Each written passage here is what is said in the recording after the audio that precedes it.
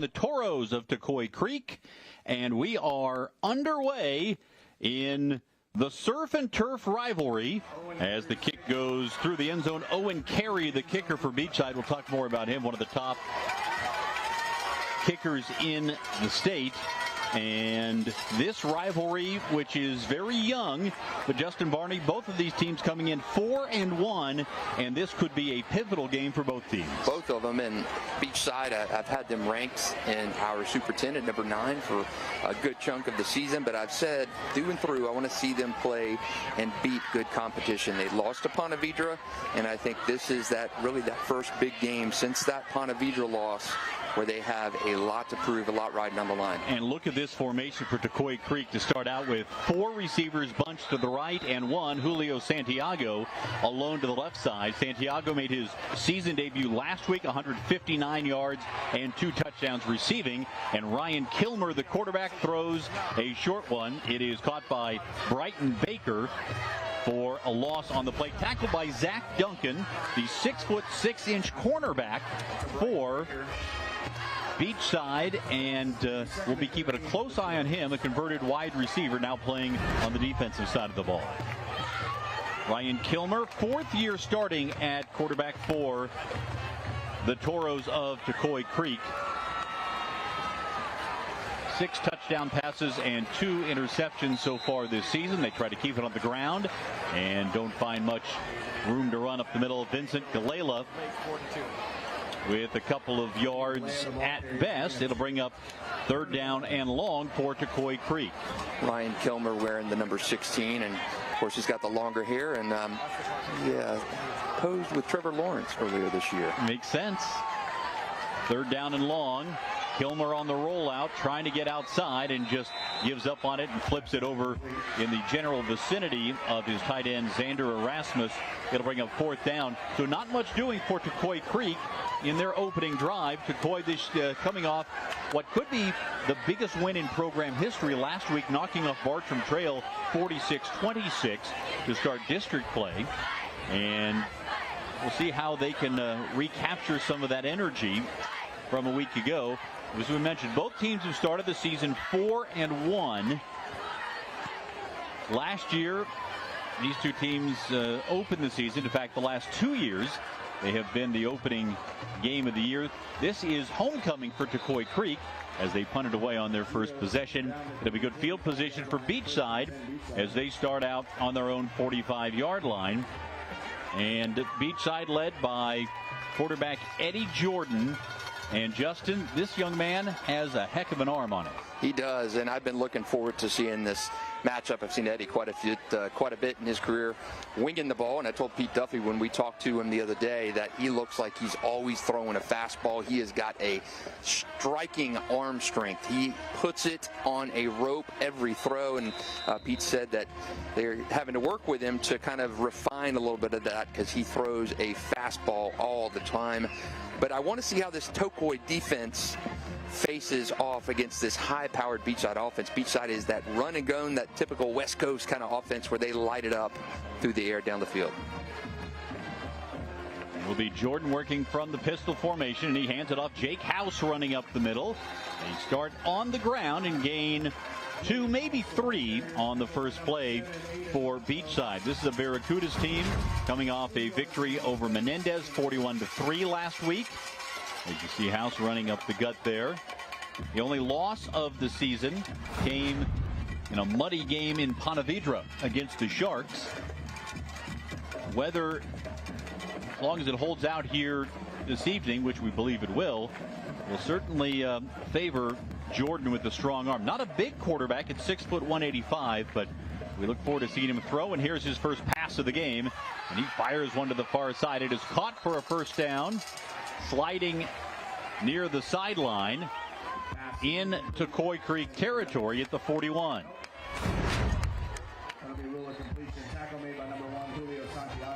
Here is another look at the pitch and catch. And it's Drew Watson, leading receiver on this team, with his 33rd catch of the year. You see Drew Aldrich there, 14, with that impressive head of hair. The second game in a row, we've had a guy with a pretty good locks. Middleburg last week had a couple players with that long hair, who I think Aldridge got them both beat. 1st and 10 from the 41. Jordan to throw it. Avoids pressure.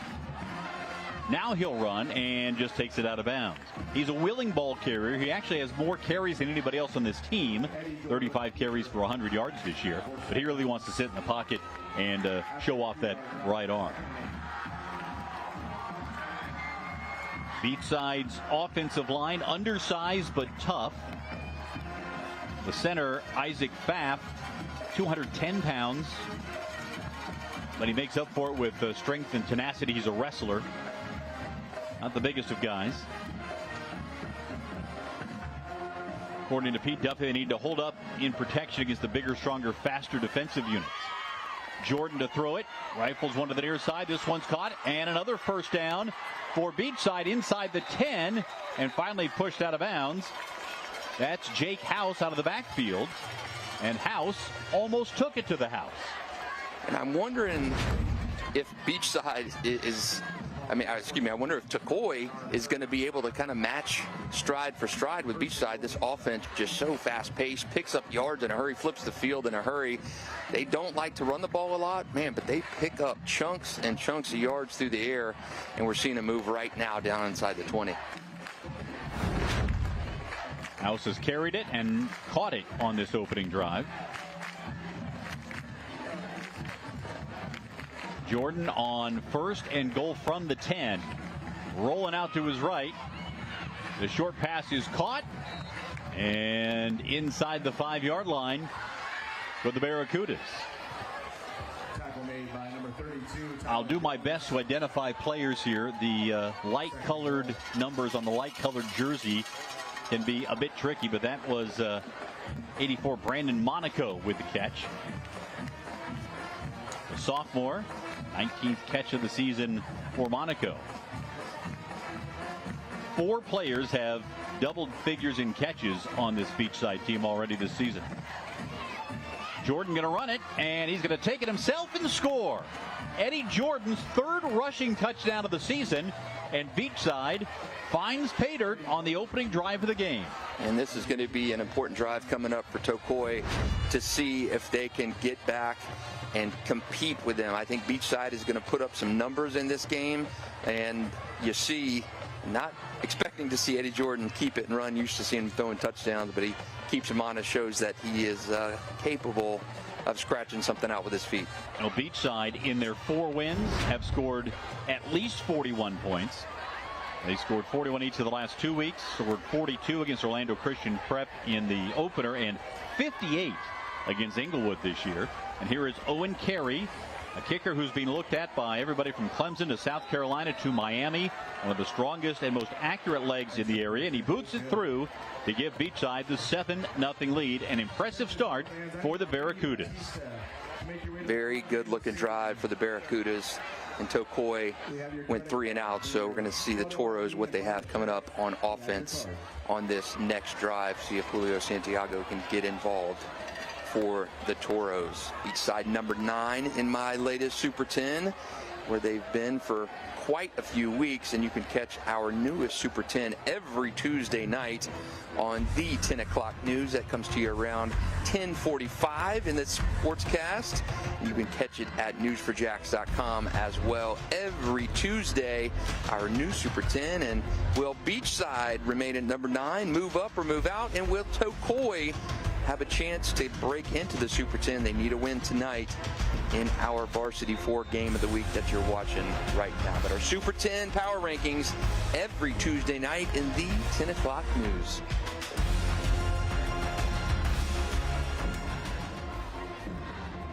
Seven points on the first drive for Beachside, and now they will kick it away to Tocoi with Julio Santiago among those back deep. This one goes through the end zone for a touchback. That is likely to be the story most of the evening, with Owen Carey booting the ball deep. And as you mentioned, Justin, this is going to be a huge drive for Tocoi Creek here early in the game. They need to get something going. They lost a yard on the first drive, and with the firepower that Beachside has, important for the Toros to get things moving.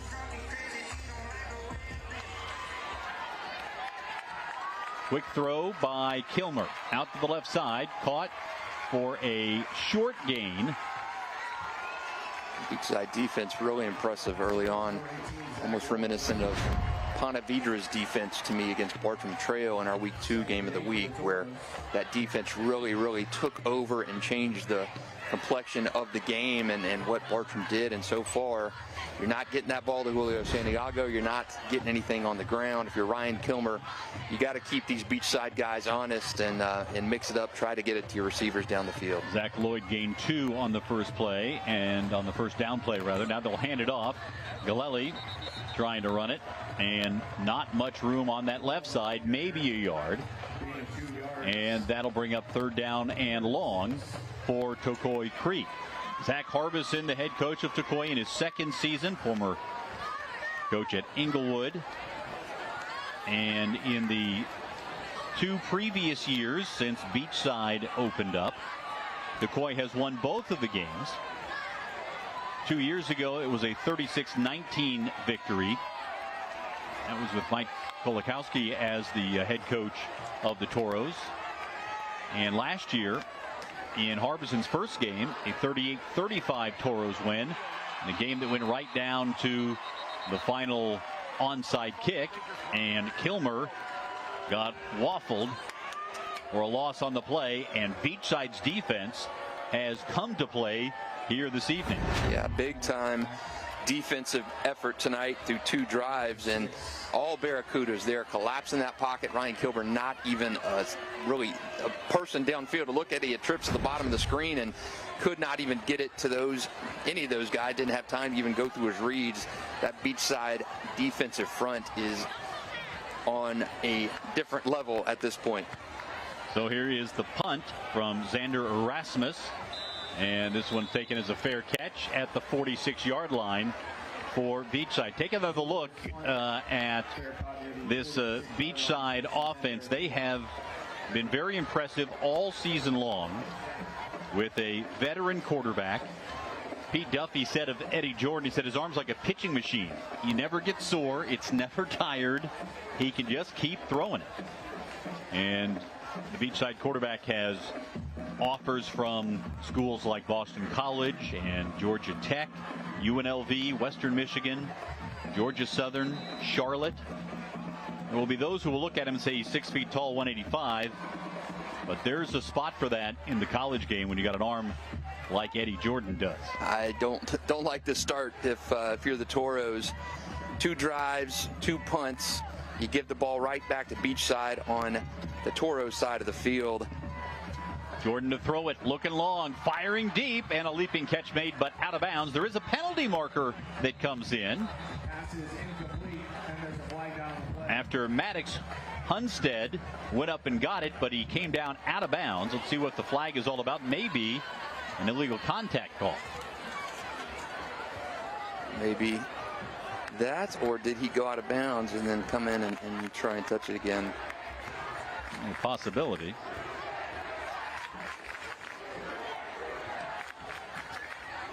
Looking over to the Tocoi Creek sideline, so I think that's exactly what it's going to be. Do you want 1st and 20, or do you want 2nd and 10? Offensive passing. All right. Some big size on these Beachside pass catchers out there. You got one of your biggest players playing on defense at cornerback too, but a lot of these guys from Beachside with some size. Maddox Hunstead, 6'5", 195. Drew Watson, the smaller of the receivers at 5'10", 170. But man, he is a pass catching machine. Zach Duncan, 6'6". Brendan Monaco, the sophomore, having a good season as well. They've got size at every position for this Barracudas pass catching core. Because it is a pass interference call, it's a 15-yard penalty. So 1st and 25 coming out now for Beachside. Last year, Beachside lost the opener against Tocoi Creek, then won their next 9 games. Did not make the postseason. They were an independent last year, so they were not able to make that. And kind of the knock on Beachside when you're talking about winning those 9 games, which they did, was the level of competition. And when you're building a program, you take that independent path. You want to put that infrastructure in place, and Pete Duffy has just done just that. And off up the middle, and nothing doing for Jake House. Beg your pardon, that was Marco Lanza, the second running back for Beachside. Lanza ran right into the arms of Trent Kelly. 6'3", 220 senior with his 5th tackle for loss of the season. Really like this Beachside program. Pete Duffy has won everywhere he's been. West Coast coach. He coached in Southern California, won nearly 200 games out there before making the move to the Sunshine State. We talked to him about the difference in high school football in the 2 states. Here's one thrown to Drew Aldrich, and Aldrich scoots up the far sideline, out of bounds at the 50. Gets a little bit of that penalty yardage back with the long hair trailing in behind. He said, you know, when you talk about California versus Florida, there are differences. Weather, a big difference. He's just been through all this rain lately. It doesn't rain in California. Everybody plays on field turf stadiums out there, so you're never worried about field conditions. And it's really a more pass-heavy approach, partially because of the weather. Florida, a little more run-oriented. A lot of great defensive linemen, though, in Florida that just don't exist in California. The running backs here are good. More big bodies here, more skill guys in California. And I think when you start looking at players who go on to play on Saturdays and then Sundays, you see a lot of that. I think his comments are very accurate comparing Florida to California. Switching gears to Jaguars football. It's been a bad start for Jacksonville at 0-4, but we have got the content coming to you fast and furious. Jamal St. Cyr and I have a News4JAX podcast for you every week, and if you want to read instead of listen, we have that for you too. Go to news4jax.com/newsletters and subscribe to our News4JAX newsletter, or listen to it wherever you get your favorite podcast. Coming up tonight, it's our Teal the Show at 11:20. Jamal St. Cyr and News4JAX sports analyst Frank Frangie talk to you about everything Jaguars, including a very special Sunday on tap when Tom Coughlin goes into the pride of the Jaguars. That's coming up tonight at 11:20. About time for Tom Coughlin. About time, and I think it's a little bit of the recent bitterness has subsided from his 2019 ouster. Here's Eddie Jordan to throw it on 3rd and 14. Hit as he throws, and this one is intercepted, picked off by Tocoi Creek, and bringing it back up the far sideline for the Toros. Big interception turned in by Tocoi Creek, and that turns the tide. Carter Alvarez with the pick, his 3rd of the season. Very good play, and I think it's all set up by that pass rush. Eddie had to step up. He felt that pressure, and he fired it, and receiver tripped and fell down. Carter Alvarez, the pick, and you finally got something going on the Barracudas side of the field. Let's see if this offense can get anything going for the Toros. Great job by Carter Alvarez there. Only a sophomore, and he's got that turnover chain on. He's feeling it right down there. And the pressure came from Santiago, who got put in there in a key point in the game on offense. So he's making a major impact in this game on defense. He hasn't yet touched the ball on offense. 1st and 10 from the 43-yard line.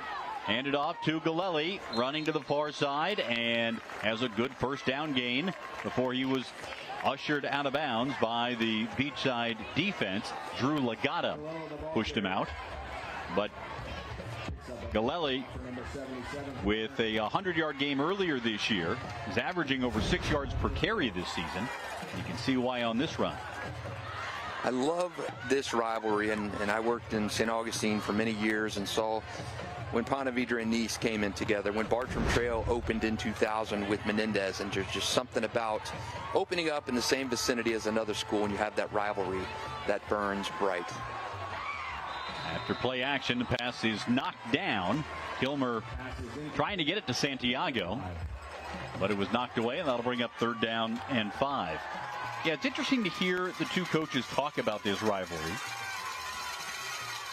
there are some rivalries that include very different student bodies.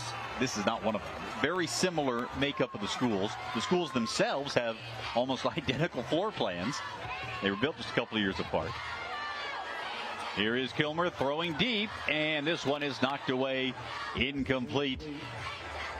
Beachside defense has been all over this Toros offense. Nothing going for Ryan Kilmer on another drive, and Tocoi Creek is going to have a decision here. Do you punt it? Do you go for it on fourth and try and keep this drive going? But offense has done nothing, even with this short field.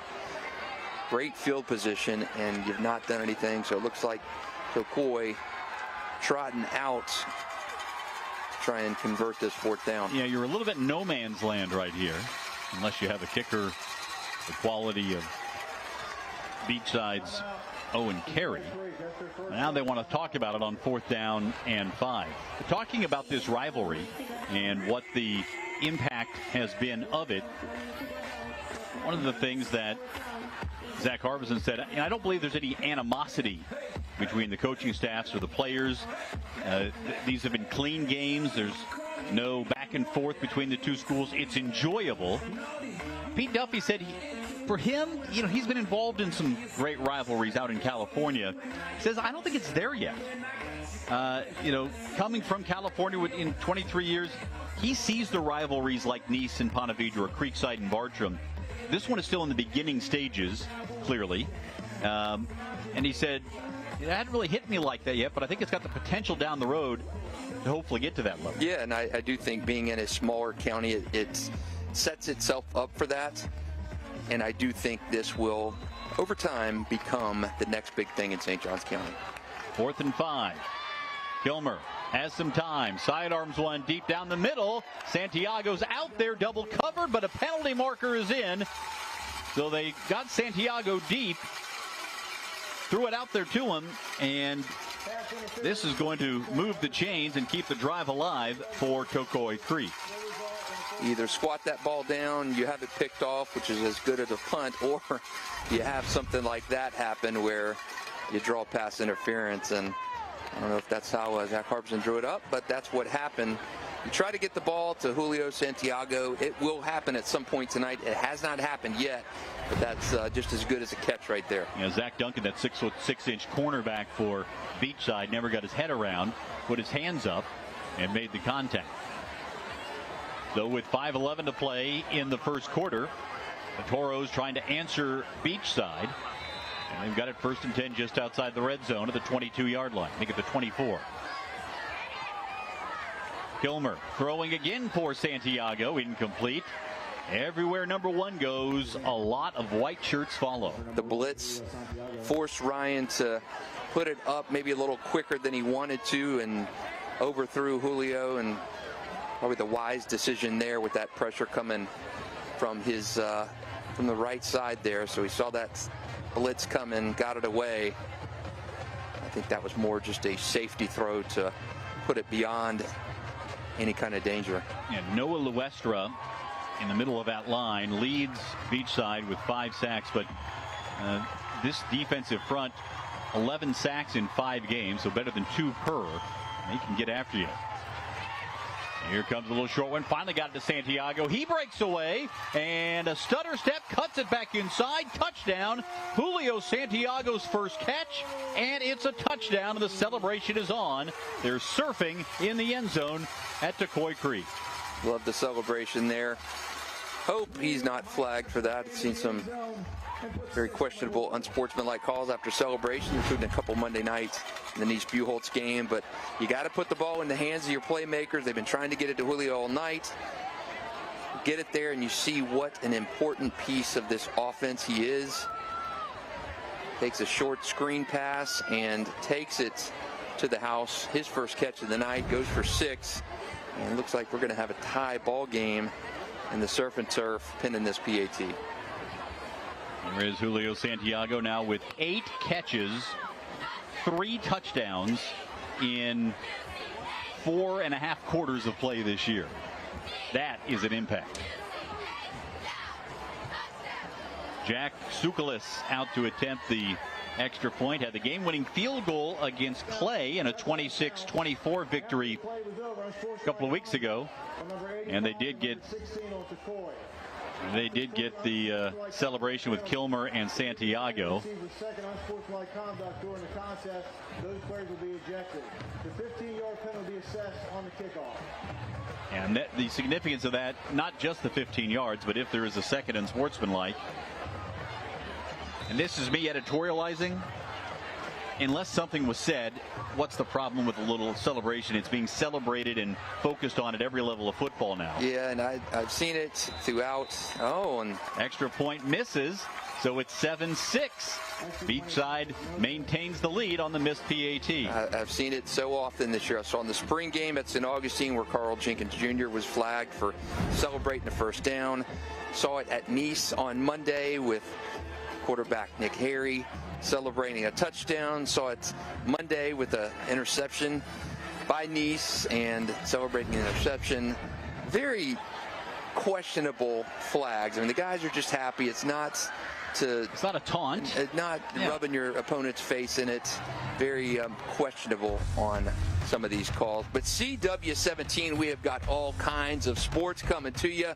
It runs the gamut. Live Golf, CW NASCAR Xfinity Series, and ACC football. We've got it all coming to you starting on Saturday afternoon, and you can take your pick of everything over on CW. And how about some WWE next? The next generation of WWE superstars take to the ring live each week in the CW's WWE Next. Don't miss the action Tuesday nights at 8 o'clock on CW17.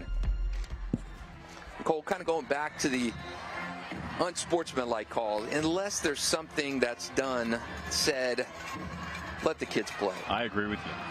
After a short kick, this one returned into Tocoi Creek territory. So once again, Beachside will have the short field to work with after this return by Marco Lanza. Yeah, there is one thing if you're taunting or if you are showing up the other team. You're having fun. Acting like you're surfing.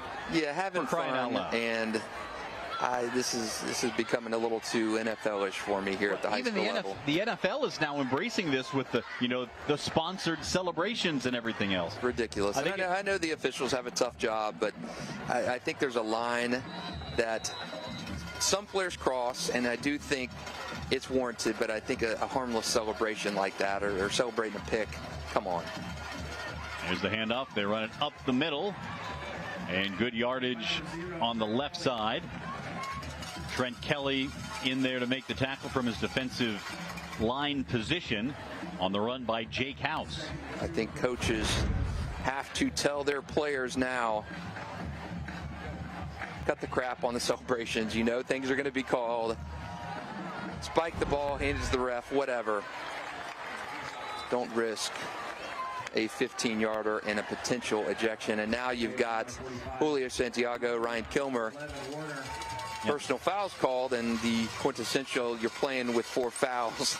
Yeah. To borrow a basketball term, you cannot take the chance on getting another flag and getting kicked out of the game and potentially having to sit down a second week, which is always a possibility with an ejection. You're talking about the quarterback and the most impactful offensive skill position player for the Toros. 1st and 10 after the run by House. They give it right back to him, running to the right side, trying to get outside, cuts it up, and gains about 5. House able to work through some contact and have a steady gain on 1st down as the clock ticks down toward the 3.5-minute mark of what has been a very eventful first quarter. I believe he is the son of a certain Jaguars defensive coach, Mr. Matt House. There you go.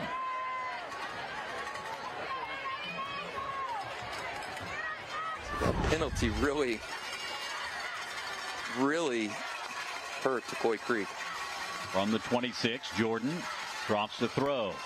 Rifles one, deep left side, incomplete. He was trying to get it to Drew Aldridge, but overshot him. And it will bring up 3rd down and 5. Cannot give Eddie Jordan and the Barracudas offense field position like this. That penalty followed by the kickoff return, and you give Beachside great field position on the Tocoi side of the field, and we've seen them with the quick strike offense. And they're already in field goal range for Owen Carey, who's made it from 47 this year. And Pete Duffy saying as long as he's not winning his face, he feels comfortable anywhere inside 50. Here's Jordan to throw it after evading pressure. And the catch is made by Aldridge, close to the first down. Think he's going to be about half a yard shy. And we'll see what Beachside does here as you watch Jordan able to get it away just in time. And 1 yard to go. Nice hit there. Textbook hit with the shoulder. Nice grab by Hunstad too.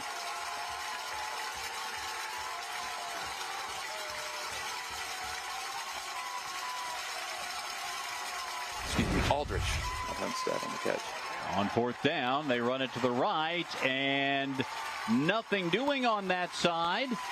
Aiden Matos with the big stop on fourth down for Tocoi Creek, a guy that is called a program changer by Zach Harbison, and he may be a momentum changer here. He was in there involved with Garrett Mitchell to make the stop. Gavin Powell as well, the freshman defensive lineman. Last two drives, that pressure has forced some good things. We saw the pressure force that throw on the previous drive, which Carter Alvarez picked off, and then going forward on fourth down. That Tocoi defense coming up big once again. Let's see if they design something to get the ball in Santiago's hands again early on in this drive. They will hand it off and running to the left side. Decent yardage over there by Chase McNeil. The 5'8", 155-pound running back. He averages 9 yards per carry this year. Zach Harbison calls him White Lightning. He has an extra gear that you just don't see very often. And they will give it to him again. Running left. This time couldn't find the edge. It'll bring up third down and short. Not having a lot of success against this Beachside front running the ball. Best play of the night for Tocoi was that short screen pass, and Julio did the rest. Beachside defense has played extremely well other than that pass interference. It gave Tocoi a first down on a fourth down. They turned that into a touchdown, but so far this Barracudas defense not bending whatsoever. They're down and 2. Kilmer from the shotgun. He will hand it off. This is Galelli putting the shoulder down, and second effort got the first down. Strong run by Vincent Galelli, and the junior moves the chains for the Toros.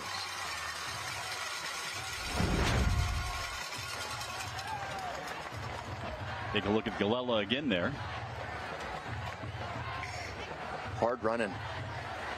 First down that they've converted. Non-penalty first down.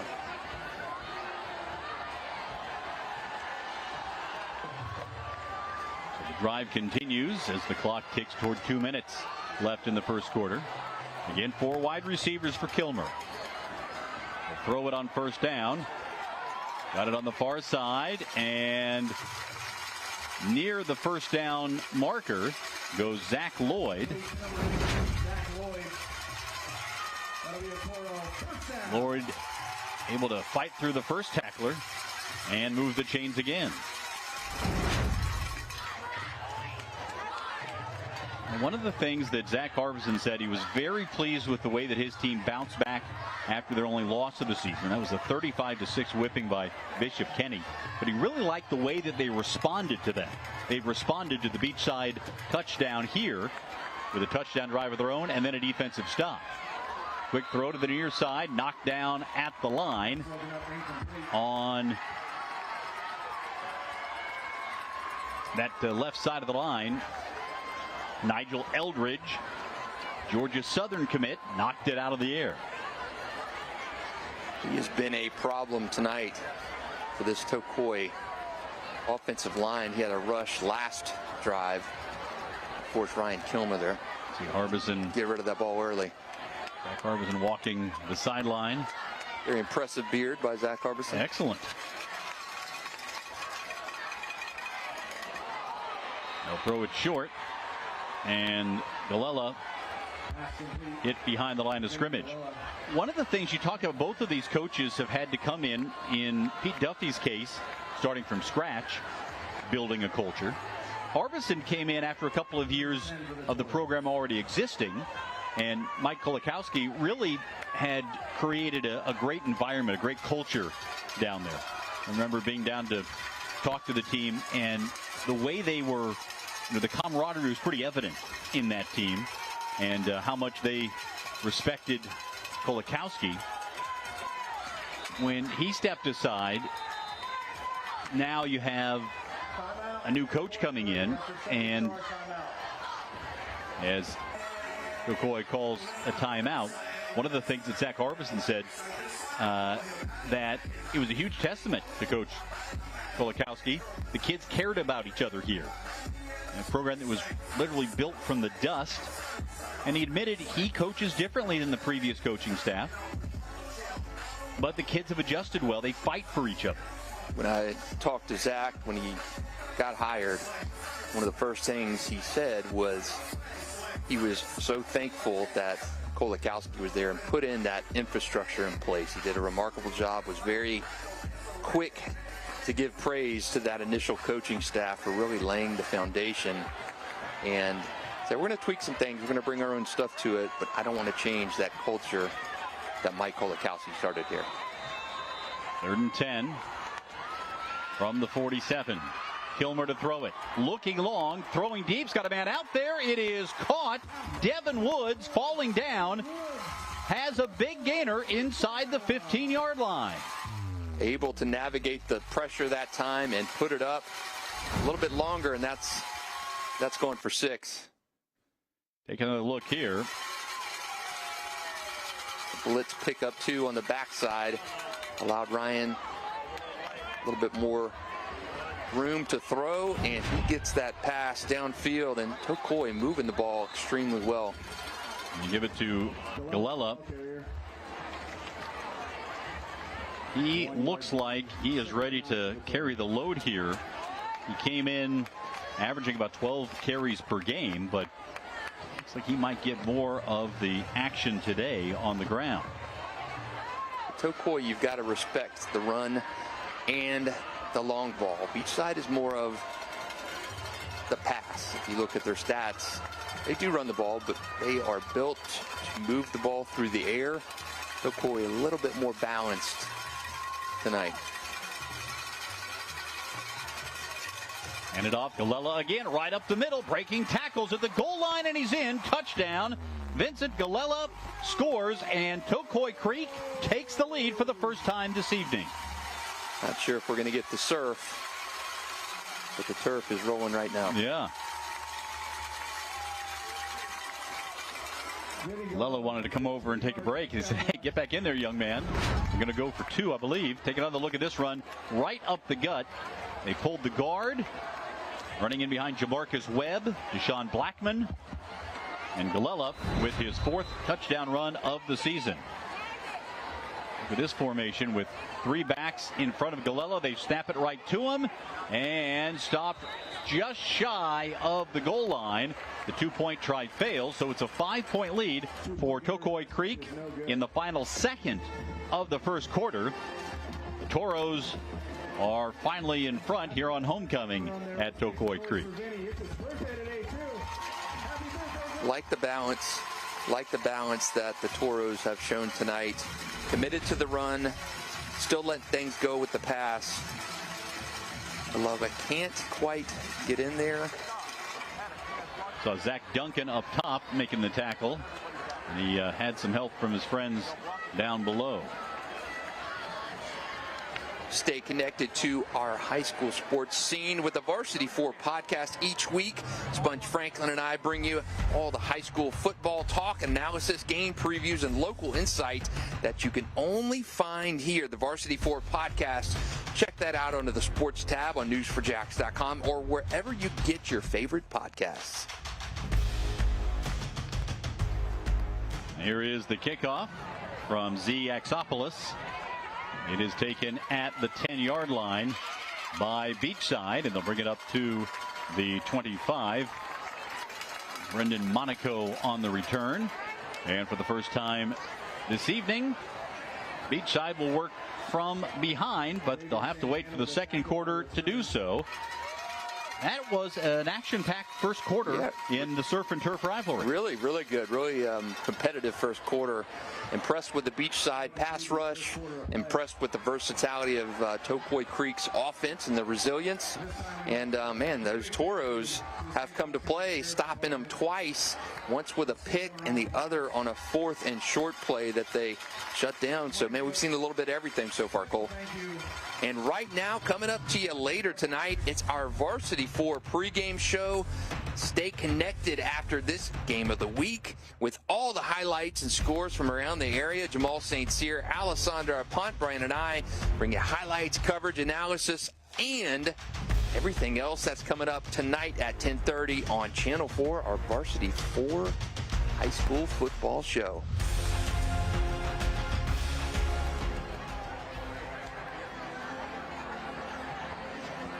And to stay connected to all the action in our area tonight, including the results from this game, hit that QR code on your screen and take a spin around the area. That'll give you scores from not only this game, but games here and around the area, including South Georgia. Beachside, after giving up the lead, Jordan throwing short, and a first down picked up to the 37-yard line. And we'll see if this holds up. As you see, Jordan on the rollout, connecting with Drew Watson. There is a flag on the play.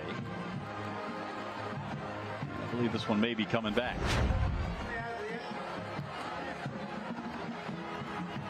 Nope.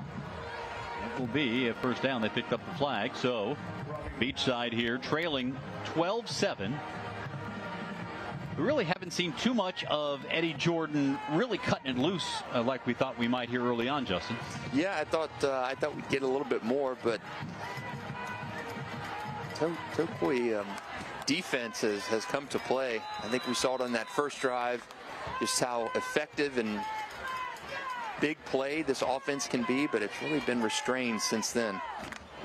It's a defense that came in with 8 sacks and 23 tackles for loss in 5 games. So from a game plan standpoint, you'd want to be careful. This one caught by Aldrich, who steps out of bounds. You've got such size at the wideout position, and I think that and Eddie Jordan's quick release and his precision is why they've been able to be so successul. I'd like to see him mix it up a little bit, though, too, and sprinkle in a run here and there. We saw Eddie score on the scramble near the goal line, but a lot of what Beachside does is vertical and move the ball through the air. I can see him trying to soften up that Tocoi defense by putting it on the ground. Jordan will hand it off. House has the first down, running inside the tackles and able to push his way down to the 37-yard line. We saw some up-tempo from the Beachside offense. This time taking a little more deliberate approach in the second quarter. Trying to maybe slow down that Tocoi defense, which has been so good from that middle of the first quarter on. Jordan fields a low snap. Throwing long. Has a man out there, but he overshot him, incomplete. Pass is incomplete, intended for number 84. Trying to get it to Maddox Hunstead on the far side. 2nd and 10 Beachside. Well, that is a quick release for a high school kid, Phil. Yeah, talking to Pete Duffy about Eddie Jordan, just remarked how quick that release is and how fast he throws. I mean, it is. I don't think he's got a changeup. I don't think he's got an off speed. I don't think he's got a knuckleball. I think he is straight power all the time, and he has got a quick release. Now on 2nd and 10. Bring Monaco in motion.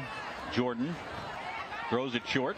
It is caught by Monaco, who's run out of bounds after a short gain. Really impressed with Tocoi so far. I mean, this is a team that labored to beat a winless West Side earlier in the season. They needed overtime to win in that game. They got crushed by Bishop Kinney. They struggled to beat Clay, which Clay is having a little bit of a tough season. So they have played extremely well last week against Bartram Trail, the first win in that series for Tocoi. They win by 20 in that game, in a game that was not even that close, 46-26, and a late touchdown for the Bears made it more respectable. And they're doing well tonight. Beachside's high-powered offense, just a touchdown so far. 3rd down and 8.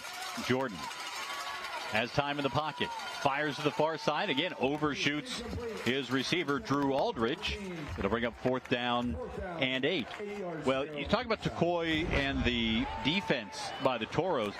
They have surrendered 20 points or more in every game, or more than 20 points. But as you mentioned, last week, it really was something in the teens until right at the end. And now we get to see Owen Carey. He's going to attempt a 54-yard field goal. He's 7 of 8 this year on field goal attempts. His longest is 47 yards out. He has a howitzer for a leg. Snap is back. The kick is up. And it is no good. Came up short. He was straight with it, but didn't quite make it there. So the 54-yard field goal, just the second miss of the year of any kind for Owen Carey. He is the latest in a long, long line of excellent kickers hailing from St. Johns County. We've seen Cairo Santos. We've seen Caleb Sturgis. Cole Leininger. We have seen so many guys that have come from St. Johns County schools. Jeff Whitaker. The list goes on and on and on. Former Florida State kicker Dan Mowry is an assistant coach at St. Augustine. He did not attend school there, but been a very good mentor for a lot of the strong legs that have come through St. Johns County. We've got another good one here at Beachside. And so Tocoi Creek takes over at their own 20-yard line. And once again, Kilmer will just kill it. There is a penalty marker that was thrown in the backfield for an illegal shift. Well, last week we talked about the Varsity 4 games of the week. They have all really been very entertaining and for the most part have gone down to the wire. Even last week's game, it was a biggest margin of victory, I believe, for a winning team, 24-14. Middleburg stretched to 6-0 over Orange Park. Very close game, though, even until that fourth quarter. Orange Park very game in that outing. Some big plays by its quarterback made that one an interesting game late into the second half. 21-14. Trinity Christian over Columbia the week prior. A wild, wild game. I think this one lives up to the hype as well. Kilmer on 2nd down, or rather 1st and 15, will hand it off. And Galella doesn't find anything on the right side.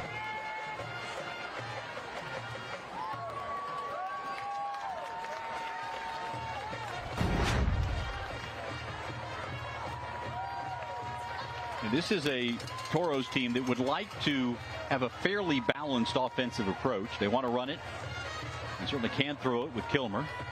I think you've seen that tonight with Vincent Galella running the ball well. Ryan Kilmer keeping that Beachside secondary honest by putting it up in the air, but very balanced. Julio Santiago has been a factor, although hasn't gotten a bunch of touches so far. They throw it this time to the tight end Erasmus. And Erasmus is out of bounds after a gain. He had a 50-yard touchdown against Bartram Trail last week. And he gives a 3rd and manageable after this catch. Not a lot of long passes completed tonight by Ryan Kilmer, but the short ones have been effective. Biggest pass of the night to Julio Santiago was a receiver screen. Turned that into a touchdown, and that pass to Erasmus right there. a short intermediate pass. You got it in more of a third and manageable here. 3rd and 6. Give it to Galella. And he's not going to get the first down, but he is going to make an interesting decision here on 4th down and short. Delay of the ball carrier, gain of 5 on the play. 4th and 1. 4th and 1, and the Toros going right back to it in a hurry. See if Kilmer snaps it. No, he's going to look over and see what's going on the sideline. You're going to want to. I don't think you want to burn your final timeout here. I think you're hoping to draw Beachside off on this 4th and 1. Kilmer will give it to Galella, and second effort might have gotten it. This is going to be very close. This will depend on the spot. When he made first contact, he was going to be behind the sticks. Looks like he got it. I think he got it moving forward. Great second effort there. He was dead in the water on that first contact.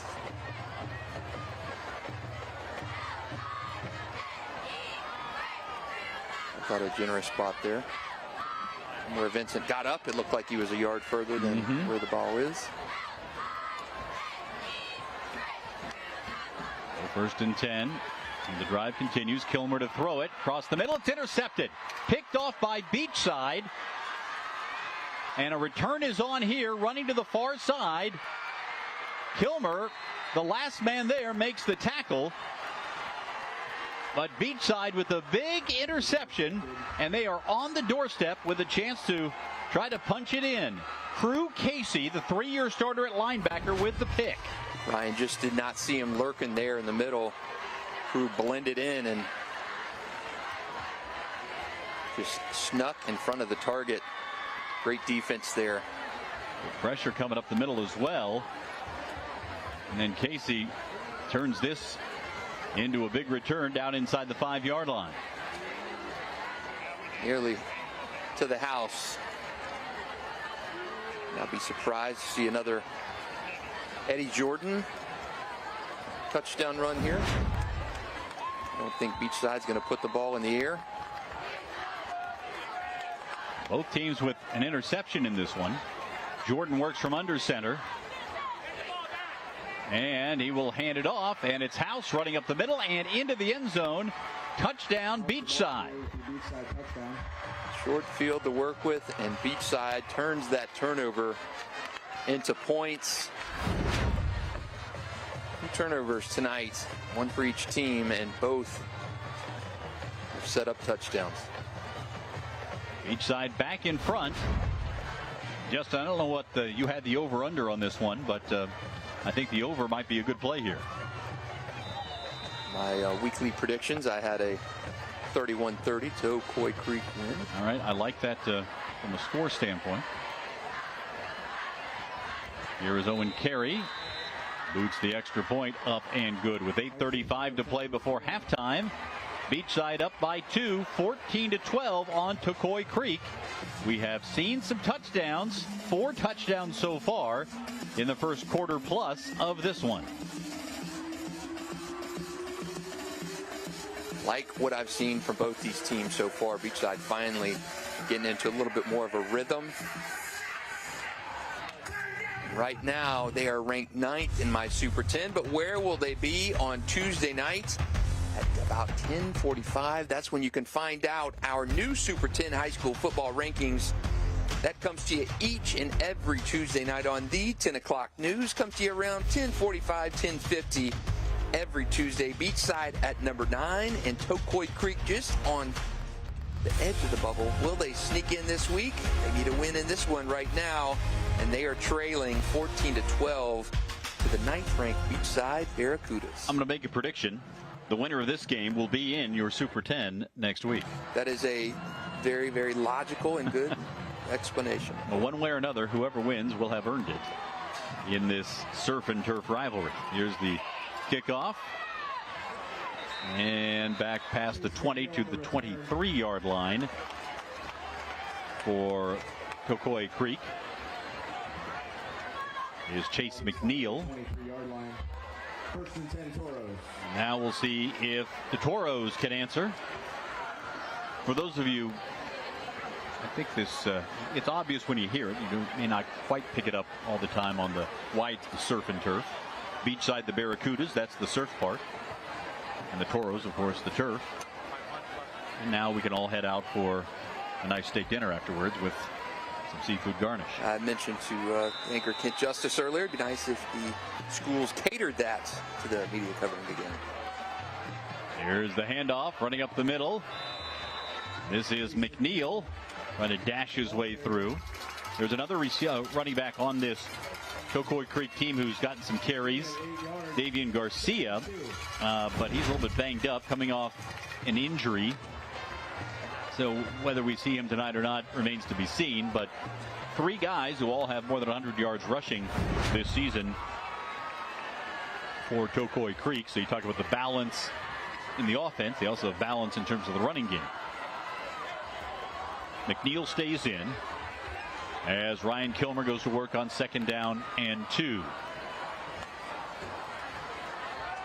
Give it to McNeil again. He's got the first down on a lunge. Needed 2, got 3. And Tocoi able to move the chains yet again. McNeil, the ball carrier.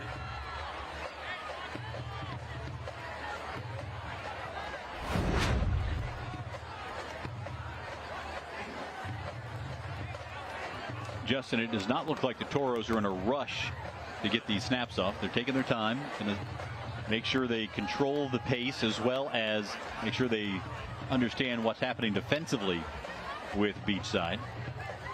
Only one timeout left, too. 3rd and a yard. They give it to McNeil, and he has the first down.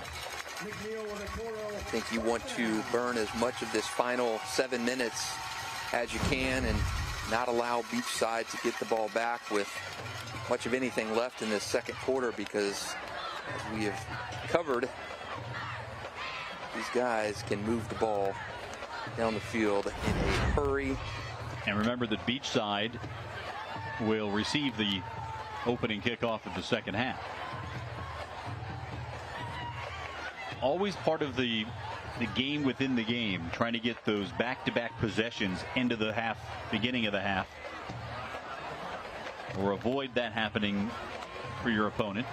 Beachside crowding the line, little quick throw across the middle, and this one is caught by Santiago. Gains 5. You see Beachside trying to rattle Kilmer by putting a lot of bodies right close to the line of scrimmage. And that's the most success they've had tonight, is when they have sent the house and flustered Ryan with a little bit of that pressure. The same with Tocoi on Eddie Jordan. He has felt that pressure, and that's led him to quite a few overthrows and also that interception tonight. So these defensive fronts certainly making their presence felt in this one.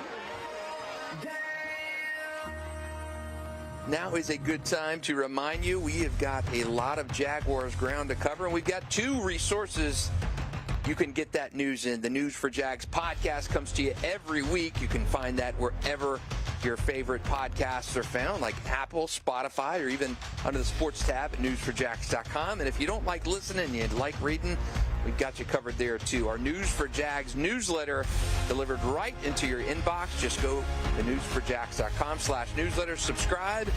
We'll have a new newsletter out to you a couple times each week.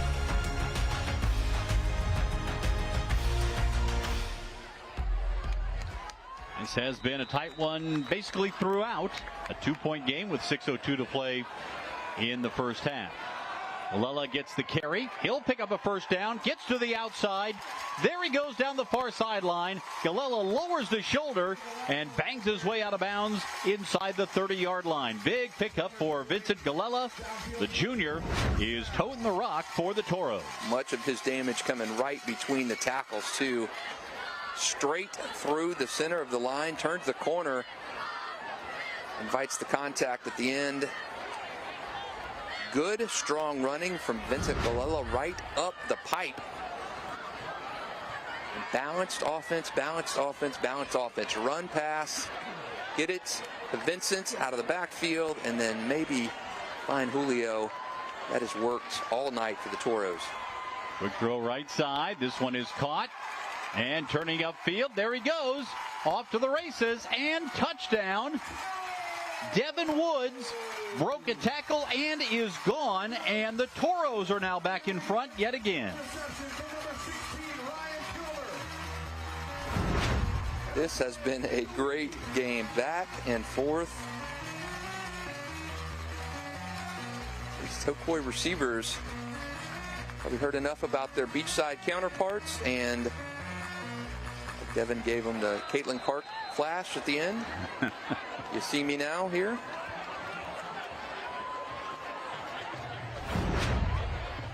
Not flagged on that, thankfully.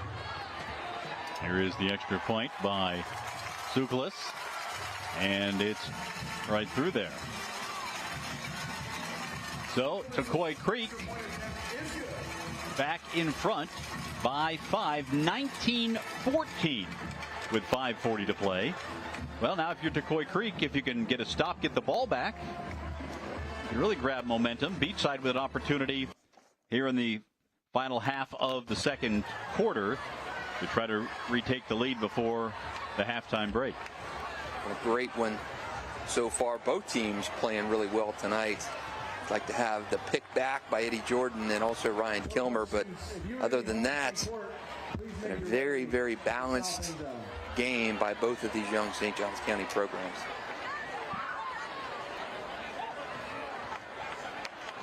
Interesting. Beachside came in with only 4 turnovers forced in 5 games. Only 6 turnovers forced by the Tocoi Creek defense this year. And both have found their way to force a turnover in the first half.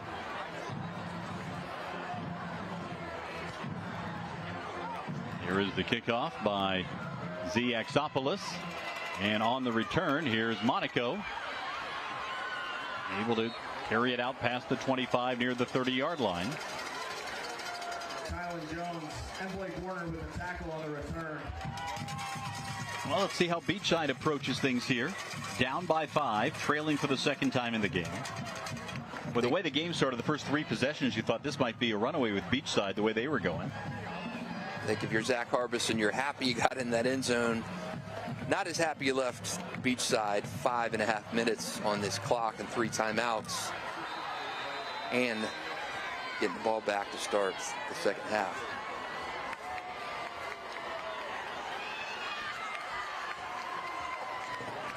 Changing things up on defense up front for Tocoi Creek. Jordan hands it off. And nothing doing in the middle of the line. Aiden Matos with a big stop there. Second leading tackler on this Tocoi Creek team. When your 2 linebackers are your leading tacklers, that usually means the guys up front are getting the job done occupying the line. I think both of these defensive fronts tonight have played very, very well. Yep. Matos, a senior. And Blake Warner, senior linebackers. Now, timeout called by Beachside with 4:48 to play. Duffy wants to talk things over. Here at the, what may be the final possession for Beachside in the half.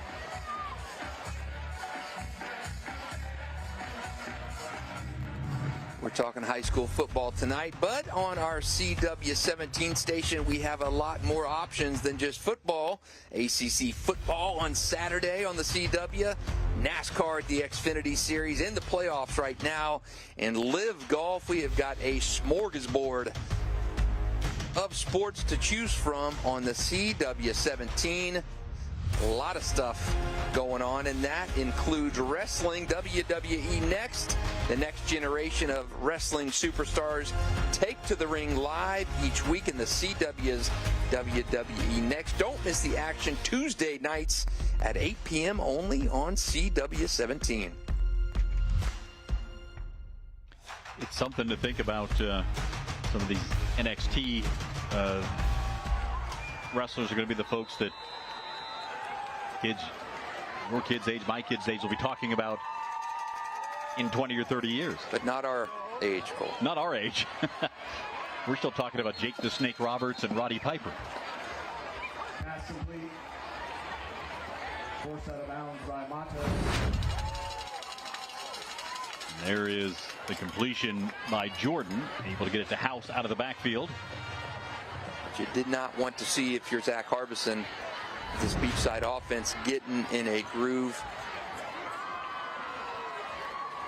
I'm going to try and hold them out of the end zone, obviously, but if possible, let them set up for a field goal and keep them to 3. First and 10 from the 43-yard line. Jordan throwing near side and too wide.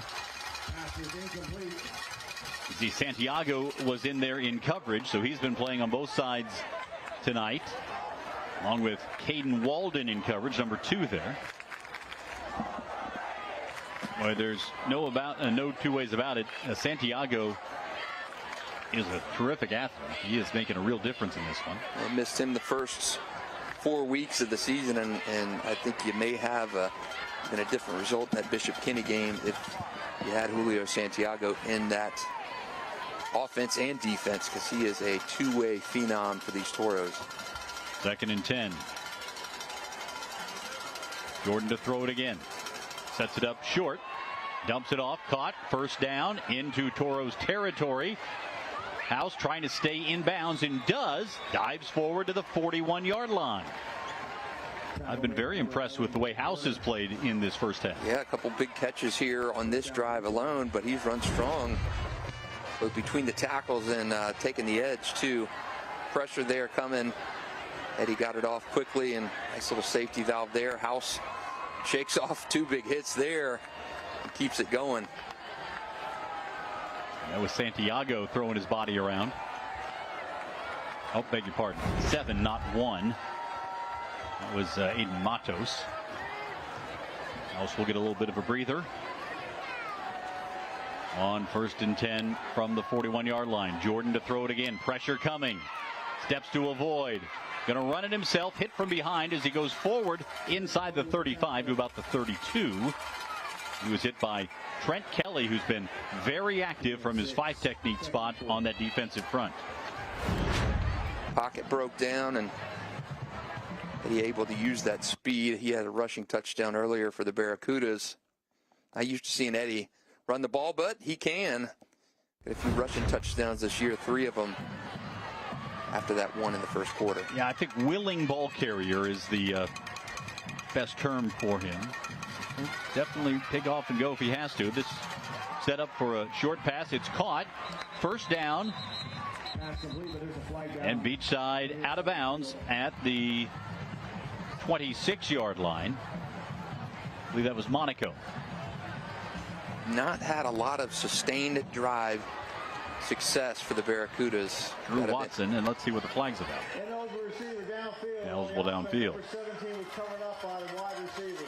That's a 5-yard penalty from the previous spot, and we'll replay second down. So they'll mark him back, and it'll be second down yet again. And the clock starting to become a factor here, particularly when you lose the yardage like that. Remember their drive. They had a nice drive on their first offensive possession of the game that wound up with a short Eddie Jordan touchdown run. A lot of drives have ended either via pick, via stopped on 4th down, via overthrows. So you're starting to mount a little bit of a sustained drive here. Remember that other touchdown was set up by an interception return and down inside the 5. Also had the missed 54-yard field goal. Jordan to throw it. This one is caught. Hunstead going to the far side and out of bounds.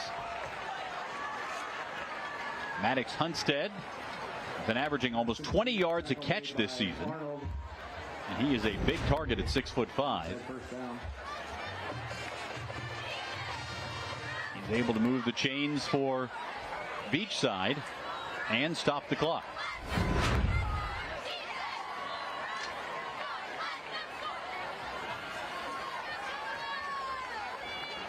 Marked him out of bounds at the 29-yard line. Now they'll restart the clock. I think that clock should be stopped. Now Tocoi Creek calls timeout with 2:10 to play. Final timeout of the half for the Toros. You're in field goal range at this point. Beachside, I think, probably feels pretty comfortable that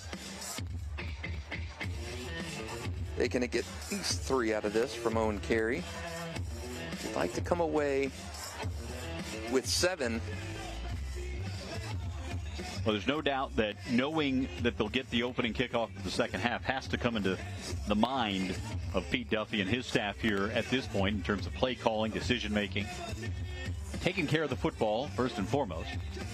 Because as you mentioned, with a strong-legged kicker like Owen Carey, you're definitely in field goal range. You've had drives in with the pick tonight and stopped on 4th down. Was in field goal range earlier. Your Tocoi Creek, you're hoping that this defense can come up with a stop of some kind, a turnover, minimize the damage here late in the second half, because the Barracudas do not want to see a 14-point swing between right now and the beginning of the second half.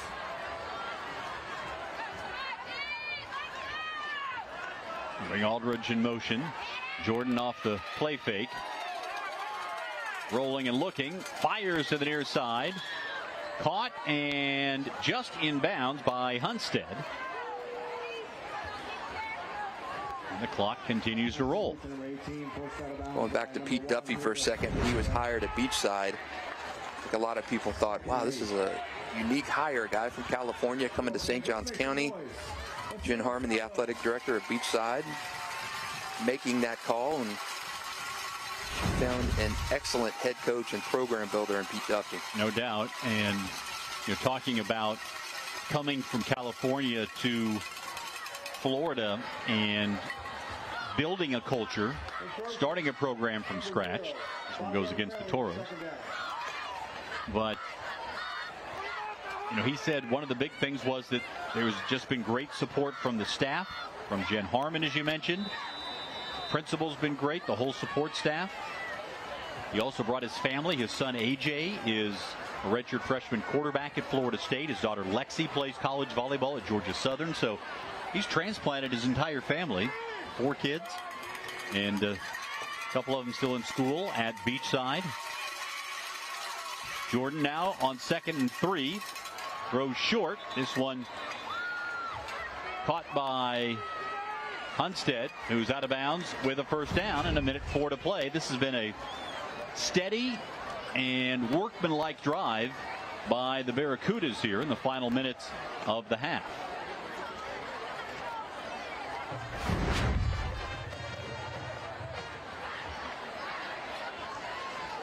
Go back to the hire of Pete Duffy. I think Jen Harmon, a first-year athletic director, and it's interesting because at Tocoi Creek, Jeff Holland made the hire. Mike Kolakowski. Jeff was a veteran athletic director, but both these ADs certainly hit it right with their coaching hires.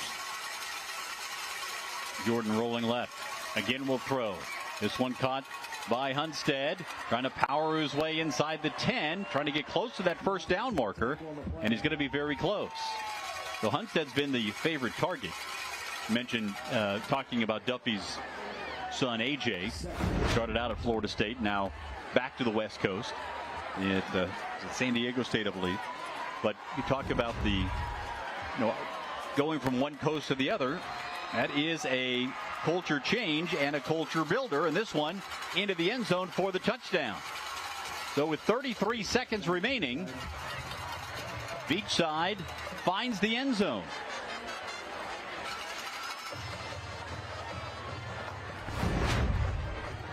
Going back to the ground again. Eddie Jordan, the handoff. And Marco Lanza finds his way in, pounding his way in for the 4th touchdown of the season for Lanza. And now penalty markers fly before the snap of the extra point. Illegal substitution on the defense, 12 men on the field. Half the distance of the goal, untimed down. I thought we were going to have a booth review to see if the touchdown stood, but forgot that is not the case. We're the only ones with the replay capability up here. I think this changes it. I think you wind up going for 2 at this point. Yep. As you move it a little bit closer and you turn a 2-point lead into a potential 3-point lead. Yeah, and they bring a little extra beef in there. Nigel Eldridge, the defensive end, lines up as a fullback, offset to the right side with House as the deep back. And they'll give it to House, running right, and he's going to score the 2-point conversion and make it a 3-point game. Good decision there by Pete Duffy, and I think that penalty made it a no-brainer. I would have even considered doing it without the penalty to go up by 3. Another look at the run here. For as much as we talk about the Beachside passing attack, it's been the ground that has carried the Barracudas tonight. You've had a lot of short yardage situations near the goal. You had the Eddie Jordan touchdown run, the first score of the game. You had the touchdown run that was set up by an interception return down inside the 5, and then you have the short yardage touchdown run followed by the 2-point run.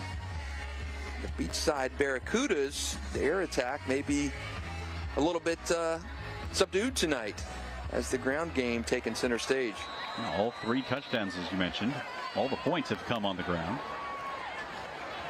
Now with 33 seconds remaining in half number 1, we'll see if Tocoi Creek can get any kind of a return here. Owen Carey probably going to look to boot this one through the end zone. And it comes down. It will be returned by Santiago. And he makes it up the middle, past the 25 and up to the 30, maybe the 31-yard line. So 27 seconds, no timeouts remaining for Tocoi Creek. So they're going to have to work the sidelines here if they're going to make something happen before halftime. I think with no timeouts, you see what you get on this first play and then make a decision whether to full court press this or just get into half. Down 3. Don't be surprised if they set something up here for Santiago. Maybe a little slant, little receiver screen, let him get out, angle towards the sideline, give yourself a little more room to work. Here's Kilmer to throw it.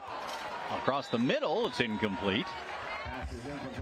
Trying to get it to Brighton Baker. 4 seconds elapsed on that play. You don't want to give Beachside an opportunity at potentially an Owen Carey field goal. You do not want to fumble, turn it over, throw a pick on this side of the field because you've got an automatic weapon and 2 timeouts if the Barracudas play it safe here if you're Tocoi. Kilmer, yep, they do just that, playing it safe, giving it to Galella up the middle, grinding his way past the 45 to about the 47-yard line. That will likely be the last play. Well, look, they're going to line up and try to go again. Resetting the chains, and I think you're going to probably clock it and try and get one more play out of this. Kilmer to throw to the near side. This one's caught by Santiago. Out of bounds in Barracuda's territory.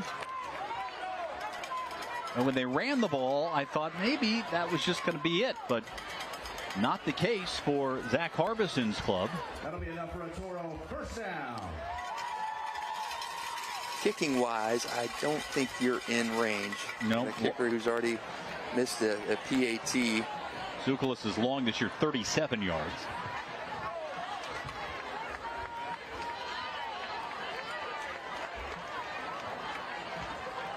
Seven seconds left. Probably the final play. See if Kilmer can get it to the end zone. Deep drop.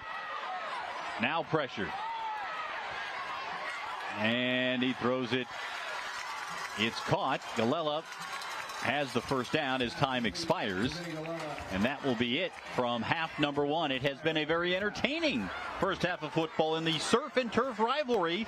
Surf up by 3 on the turf as Beachside leads Tocoi Creek 22-19 at halftime. It has been a good one, Cole. I think we're set up for what we've seen in our games of the week, and that's a great second half finish. We've seen some explosive plays from the likes of Santiago, some hard running by Galella, and the ground game working for Beachside as well. A 3-point lead for the visitors in this St. Johns County rivalry and our Varsity 4 game of the week.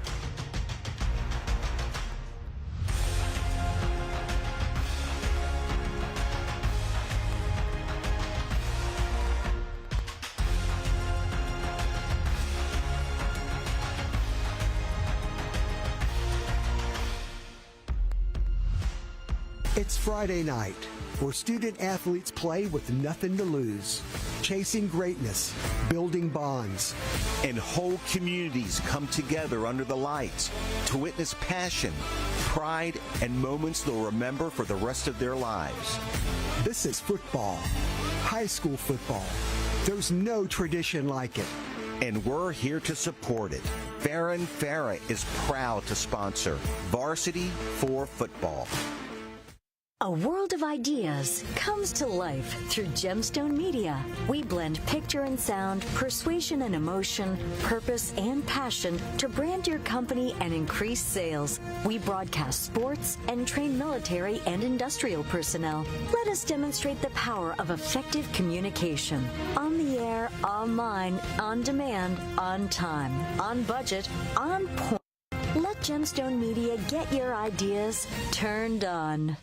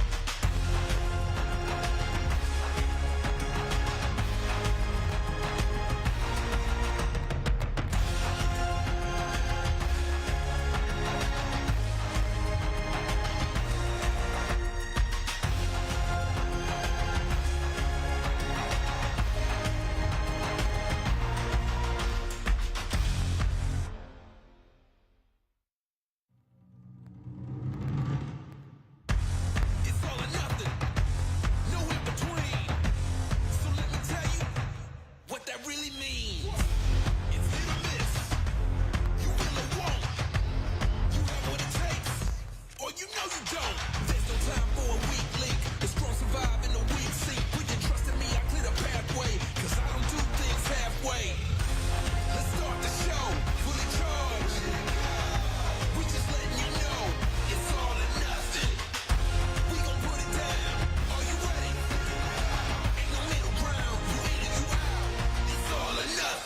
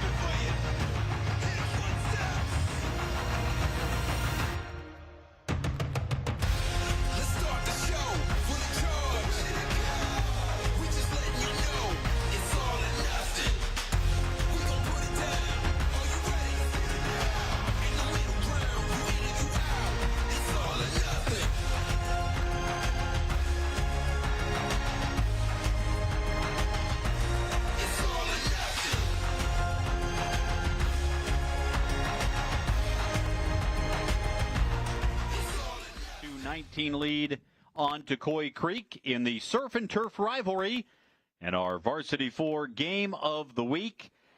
A little bit of everything in that first half for Beachside and Tocoi as the Barracudas lead by 3. Early on, it looked like Beachside's offense and defense both would run away with things. Jake House on the receiving end there, and then Eddie Jordan on the touchdown run. And the defense showed up early for the Barracudas. They were fired up early on. But then the defense for Tocoi Creek showed up. The interception return by Carter Alvarez helped set up this touchdown pass to Julio Santiago, who finished with style to get Tocoi Creek on the board. Ryan Kilmer, 11 of 18, 138 yards, 2 touchdown passes in that first half. And Vincent Galella, 11 carries for 79 yards in a big first half, including that touchdown. Tocoi Creek also showed some defense in the first half. Crew Casey with the interception. And House took it to the house. Rushing touchdown there. Lanza had a rushing touchdown. And Galella really was the bell cow for the offense for Tocoi Creek in that first half. But he wasn't the only one getting it done. Devin Woods, 2 catches, 66 yards, and a touchdown. And again, House out of the backfield. We saw a little bit of everything from both of these offenses, Justin. Very good from both of these guys, and more really impressed with the ability of Beachside to do something more than pass with House. House has been just a catalyst out of that backfield, but I've been impressed with both defensive fronts for this game, and really been impressed with the playmakers on both sides of the ball, be it Vincent Galella, Julio Santiago, or the slew of Beachside receivers. A lot to like from both of these teams. Let's talk about the stakes for this game, because there certainly are those. For Beachside, they're trying to beat Tocoi Creek for the first time in school history. This is the third time the two nearby schools have met. They're about 10 miles apart. Maybe a 20-minute drive at worst, depending on traffic.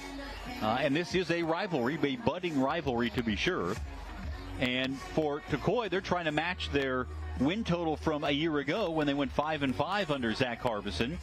Lost to Nice in the final Friday of the season and missed the playoffs. So they're trying to take that next step forward. And you need to, and I think for both of these teams, this is a chance to establish this as a rivalry for the future. And when I look back at rivalries where you think they were going to naturally develop, I look back in 2000 when Bartram and Menendez both opened, and that series did not develop into a rivalry. Bartram really pulled ahead quickly as a program, and that rivalry never really developed. Creekside and Ponte Vedra became a nice little rivalry. They will play later on this season in a game of the week for us.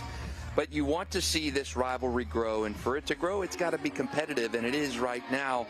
But Beachside has been on the other side of this rivalry, 0-2 to Tocoi Creek so far, so they would like to take a step back to getting this one step closer to being, quote-unquote, a rivalry. Now's a good time to remind you, we'll have highlights from this game you're watching now and a whole lot more in our Varsity 4 highlight show. That's coming up tonight at 10:30 p.m. on Channel 4 and also News4JAX.com. We'll have highlights from this game of the week, which is shaping up to be a classic, and a whole lot more.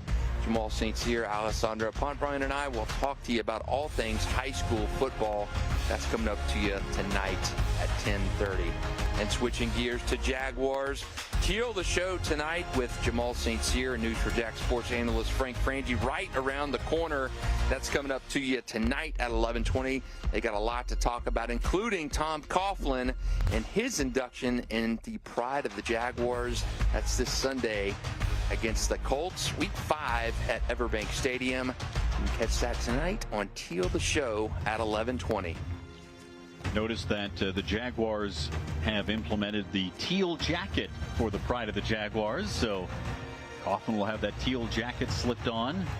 I'm assuming that the other guys who are in the Pride already. We'll get theirs as well. Tony Vaselli and Red Taylor, Jimmy Smith, and Wayne and Dolores Weaver.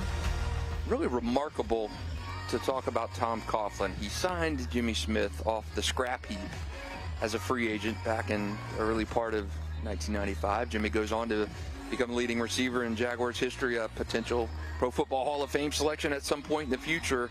Member of the Pride. He made a trade, draft day, pre-draft trade for a little-known backup quarterback for the Green Bay Packers, Mark Brunell, member of the Pride. And he also selected the only Pro Football Hall of Fame selection in Jaguars history in Tony Vaselli. So a lot of people who only know Tom Coughlin from his success with the Giants or in his failed return to the Jaguars as an executive, Tom Coughlin has to be credited for really laying the foundation with this Jaguars franchise. Now, Wayne and Weaver may have brought the Jaguars to life. Tom Coughlin raised them up. There's no doubt. You talked about those years, 96, 97, 98, 99, the golden years for the Jaguars. Jamal had a chance to catch up with Tom earlier this week, and we'll have some of that on our TL The Show tonight and full interviews on News4JAX.com. But Tom said the big thing about going into the Pride is he's missing his quarterback. And that is his wife, Judy, who died a couple years ago. He thinks that her name should be going up in the Pride as well because she was such a big part and instrumental in everything that he did, coaching-wise, professional-wise, and personal-wise. So he will have a heavy heart when he goes into the Pride Sunday with Judy not being here. All right, here we go. Ready to start the third quarter with Beachside leading 22-19. And the Barracudas will accept the opening kickoff of the second half. Z Axopoulos will kick it away for the Toros of Tocoi Creek. And this one is gathered in at the 6-yard line. And bringing it out is Nigel Eldridge. Oh, beg your pardon. That was Brendan Monaco. Monaco brings it out. And that will be where Beachside begins here in the second quarter. Monaco has been pretty active both in returns and catching the football. This is a significant drive for Tocoi Creek. Beachside scored to end that half, hit the two-pointer as well. Now you're suddenly up 3 with Beachside right back on offense and a chance to turn this one-possession game into something a little bit greater than that here start of the second half. And we'll see if the 2-for-1 becomes a factor for Beachside. And Eddie Jordan will start things on 1st and 10 from the 22. And Jordan fakes the handoff, will take it himself. He has a first down past the 45. A big gainer. We talked about Jordan as a willing ball carrier, and that time he looked more than just willing. He was certainly able. He's getting it done on the ground. We raved about Eddie Jordan's ability to throw the ball and his embarrassment of receivers, embarrassment of riches at receiver, the size, the speed, the success of those wideouts, and Eddie Jordan getting it done on the ground tonight. That was his backfield mates as well. Blocking the back at the end of the run. So that'll bring a big gainer back for Jordan on the ground. But there is an impact. That's the first time we've seen Jordan take off and run shy of the touchdown run, the short run, and escaping pressure. This could have been a hold as well. Yeah. A hold or a block in the back. Take your choice right there. Pretty blatant to see. So it'll be 1st and 7. The old 1st and 7 play because it's assessed from the point of the penalty. And Jordan with House behind him. He will give it to House, running left, and got a couple. House in the first half had 60 yards receiving, 24 rushing. It was a bigger impact out of the backfield in terms of yards, but scored a rushing touchdown and ran in a 2-pointer. The two-way player for the Barracudas. darn good running back, though. Really is. Jake House. One of the many underclassmen on this Barracudas team. Well, think about it. A couple of years ago, there was no senior class. He didn't have any seniors in the school. As Jordan runs again and picks up a first down. No flags this time around. For both these schools, when you start out, you just have freshmen and sophomores, maybe a junior here or there, but no senior class, no seniors in the school in the first year. Those underclassmen really can take some ownership of the school and of the program. And I think a lot of those guys who have come through and have spent 3 or 4 years in these programs now are suddenly really finding themselves as leaders and guys who are sort of the keepers of the history of these two programs. Jordan going to run it again. Now he's going to try to throw and just throws it away.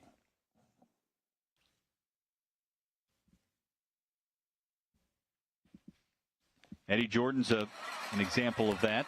Now as a senior, he's got to take some of the control of the heritage of that program. Both these quarterbacks certainly fit into that category.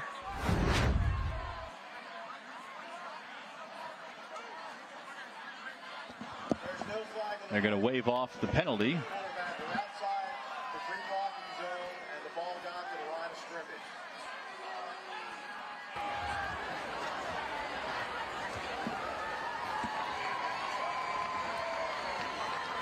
I think you talk about ownership of the programs.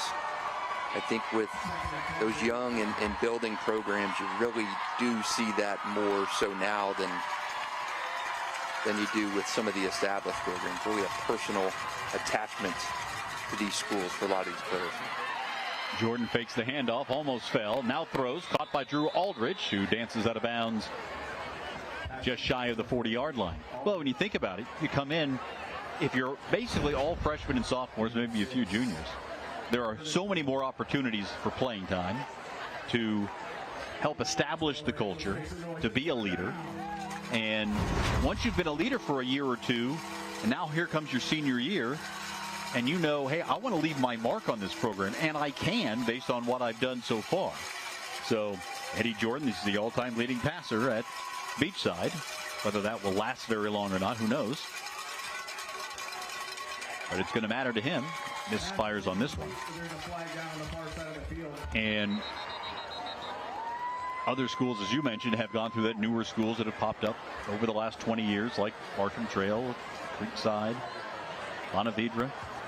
And I remember covering the Bartrams and the Menendezes when they opened up, and later the Creeksides and the Ponte Vedras and the Oak Leafs in the Atlantic Coast, and you remember those players from those first years.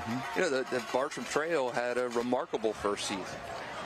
Ponte Vedra did not have a good season, 2-8 in its first year. Bartram Trail had a winning record. I believe they were 7-3 as a first-year program. Yeah, there's no guarantee that you start off high, even in a setting like St. Johns County, where the support is so great and some of the resources are there as well.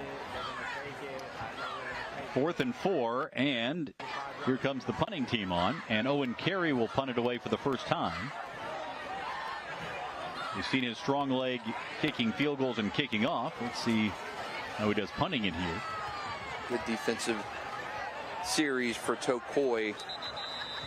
Hold Beachside to have it punted away here in the opening drive of the second half. Needed that type of play coming out of the half after having watched Beachside score a touchdown and add the 2-point conversion right before the end of the first half. So nice response from Tocoi. We'll see what they can do should this punt ever go up.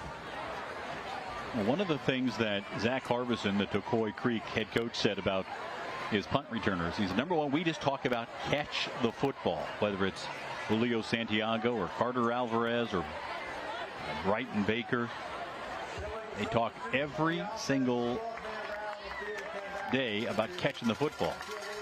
So a substitution foul here on Beachside. Yeah, a tough start in the second half for the Barracudas. You had a huge run by Eddie Jordan, nullified by a hold, a block in the back, procedure call. Moving backwards, not how you wanted to start. And Santiago and Alvarez back deep in dual safeties.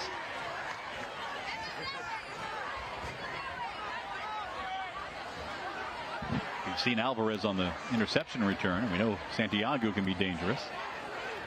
Here's the punt.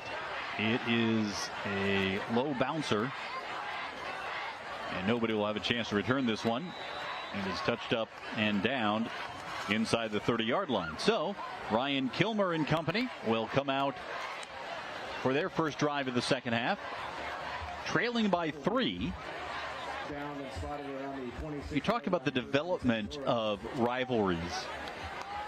Several things have to happen. First, there has to be some foundation of that rivalry. If you're in the same district, if you're geographically close and play every year, if there's something between the two communities or the two schools, either it's very similar or in some cases very different, but playing at a high level. But you also have to have games that matter. And you have to have games that are competitive and that are close. It certainly was last year when Beachside scored a touchdown to pull it within 3 with a minute 18 to play. The games of consequence, games that matter to the players and to the fans, the students. Give it to Galella. Tried to change direction, hit behind the line of scrimmage and dropped on the play. Loss for Tocoi Creek as Aiden Rivera made the tackle, the senior defensive lineman. I do think there is something to be said about a rival by proximity. And with St. Augustine and Menendez, for instance, St. Augustine, the established program, Menendez, the school built to ease overcrowding on St. Augustine back in 2000, opened the same year as Bartram Trail, and that was a rivalry by proximity, but it's not been a rivalry on the field. St. Augustine's won all but one of those games in lopsided fashion. Kilmer to throw to the far side, a short completion. Devin Woods, who has a touchdown in this game, went down to make the catch. Give him a 4-yard gain on the play, right at the 30-yard line. Yeah, it doesn't mean that if one team doesn't beat the other that it can't be a rivalry. It depends on how those games play out. Again, this has been a good-natured rivalry between these two so far. Of course, Tocoi hasn't lost one to Beachside, so some of that good nature might change if that changes. Kilmer's pass incomplete. Didn't look like he's on the same page with Baker. So 4th and 6, so both teams can't get much going on the opening drive of the second half. Like just a miscommunication on that route there between Ryan and his receiver. So both teams, both drives stall in the second half. One for Beachside and the other for Tocoi. Here comes Xander Erasmus to punt it away. Low snap. Erasmus just does get it away. Didn't get much on it, and the direction wasn't very good. And this is going to give Beachside excellent starting field position in Tocoi Creek territory. The chance you take when you don't rush the kicker, and probably block that punt or drop him for a loss inside the 20. Now they're talking about whether it was a roughing the kicker call or whether the punt was hit by a Beachside player. If it was even partially blocked, no penalty. If it was not, could be running into or roughing the kicker. I don't think he saw any of that ball get touched from a blocker. I do think it was just the rush to get the kick off, and he shanked it out of bounds. But him dropping the ball on the bad snap. Looked like he wasn't ready for the snap. Take a look here. Was it touched? Running into the kicker. That's a 5-yard penalty. It'll still be 4th and 1, but does this change Zach Harbison's thinking, will the offense head back out there? It looks like it. Yep.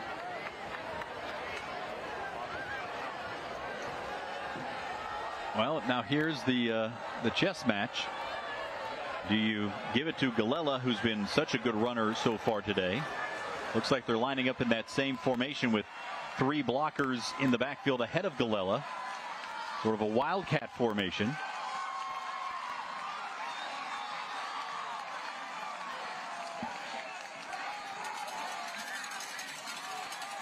Fourth and a yard.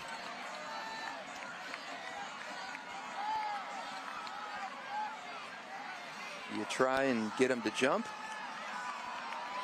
You really run this play here. You could probably do a little bit of both. They'll run it. Galella running right has the first down.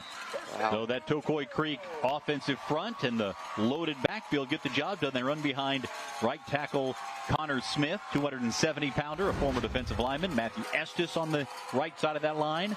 And they bring in the extra beef there, including Trent Kelly, the defensive tackle, to help pave the way. Wow, that has been 2 tonight on Beachside. 2 massive penalties. One on 4th down, the other on a 3rd and long earlier in the game. A pass interference call that have given Tocoi Creek new life. They scored on the first time and they had the new set of downs, and that's also 2 4th down conversions for the Toros. Now Kilmer going to throw it short, caught by Santiago, breaks away once. Can he get another one? Gets to the outside and steps out of bounds at the 39-yard line. Boy, every time Julio Santiago has the ball in his hands, you just hold your breath. He is so explosive, but could not get to the outside in this particular occasion. Wanted to cut it back and try and reverse course, but I think wisely got out of bounds there and avoided any damage, and gets Tocoi another shot here on 2nd down. Kilmer, 138 yards passing in the first half. They'll give it to Galella here. There's Galella banging his way forward past the 45, and he's going to be close to a first down once again as Galella approaches the 100-yard mark in this ball game. Galella running so well between the tackles, and he is just, credit to his offensive line too. They are opening holes for him, and he is taking advantage. You've got Man, some running strong. You got some beef up front. We mentioned Connor Smith at 270. The center, Deshaun Blackman's 280 pounds. And the left guard, Jamarcus Webb, is 270. So you've got some muscle up front. Calling for a measurement here. That close to the first? I didn't think so, but maybe Zach Harbison asking for the measurement might want to just give Galella a little breather here, because he's probably going to get it again on 3rd and 1.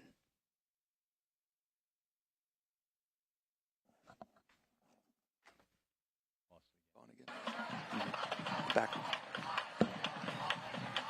7:43 to play in the 3rd quarter. This is a big drive for Tocoi Creek if they could retake the lead. They've got to keep the drive alive. This mark is a little closer than I thought it was going to be. Much closer than I thought it was going to be. Referee is eyeballing it. Yep. Just that close. I thought it was going to be more, closer to a yard, but fairly favorable spot. Now he's going to call in maybe some younger eyes. I just had eye surgery, Cole, and I can see that is not a first down.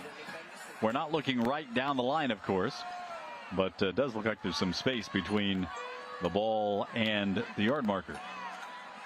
We know this would be a difficult decision for Doug Peterson and Press Taylor. But I don't think it's going to be a difficult decision for Zach Harbison. I would think number 9 would be the guy here. Until they show they can stop him, keep giving the ball to Vincent Galella.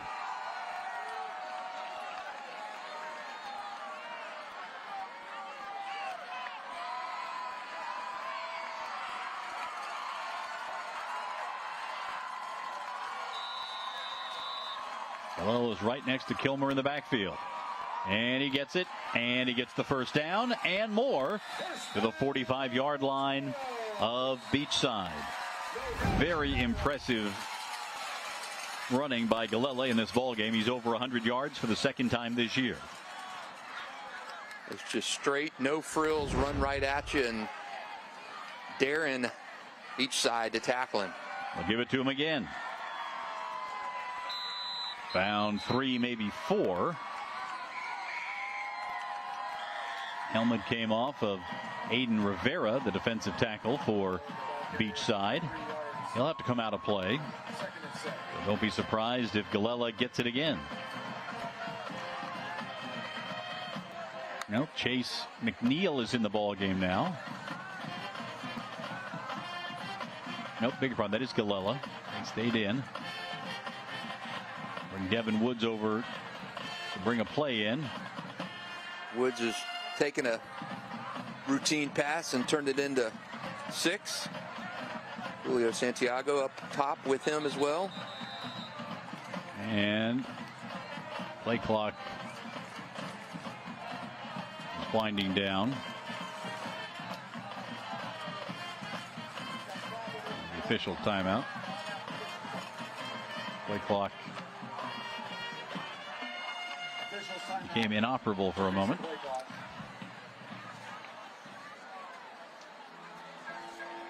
We have got a good one going on right now. Beachside 22-19. It leads rival Tocoi Creek. That's not the only game we've got going on around the area. A lot of action on the First Coast tonight. And to take a trip around the area, hit that QR code on your screen right now. You'll find the score of not only this game that you're watching, but quite a few others, including games like Mandarin and Rockledge. The Mustangs up 24-7 in that one. Fleming Island and Creekside, the Golden Eagles up by a couple touchdowns in that one. All those games and a whole lot more. Just hit that QR code on your screen for a trip around the First Coast for some high school football scores. Riverside and Trinity Christian tied at 14.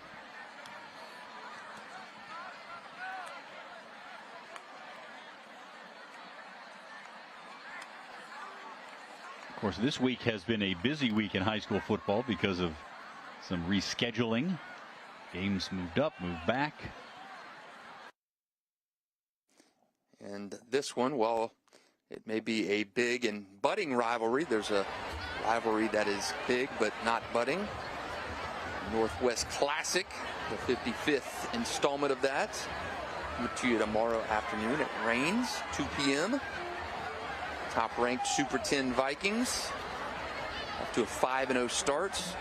They're hosting 1-5 Trojans, but it is always a game where, as we like to say, throw out the records, the cliche that we love to use. You throw out the records, Cole, in a game like that. I don't think Ribault has got the firepower to stay with Rains in that one. Rains has just been so good. Quarterback TJ Cole accounted for 7 touchdowns last week in the win over Riverside. We saw them in the opener beat Bulls. And very impressive. Another game right now. Good update. Union County 40. Zarephath Academy 6. That's a battle of unbeatens out in Lake Butler. The Bulldogs up 28-3 over Columbia. At White 16. Atlantic Coast 9. A lot of good ones tonight. Kilmer will hand it off. Here's Galella again. This time running to the outside. Got inside the 40.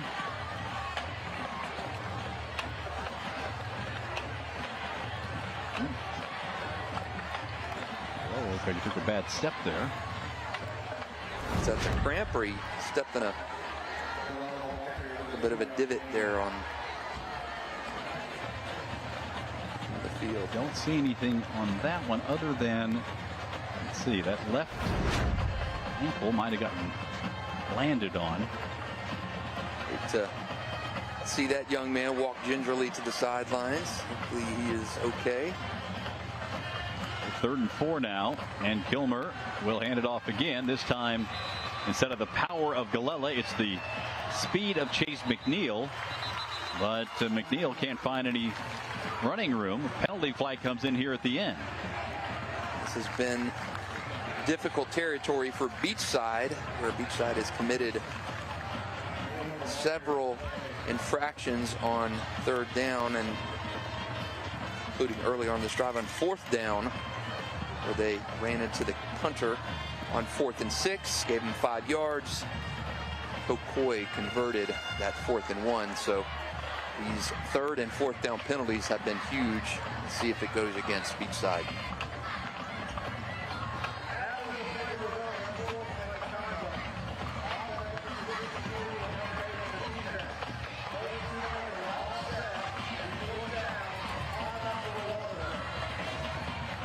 And so offsetting penalties. That's the old slap on the wrist, and that will bring the water break to us with 5:51 to play in the 3rd quarter, and Beachside holding on to a 22-19 lead over Tocoi Creek. Maybe a little chippier in this game than we've seen in the previous couple of matchups between these two young schools.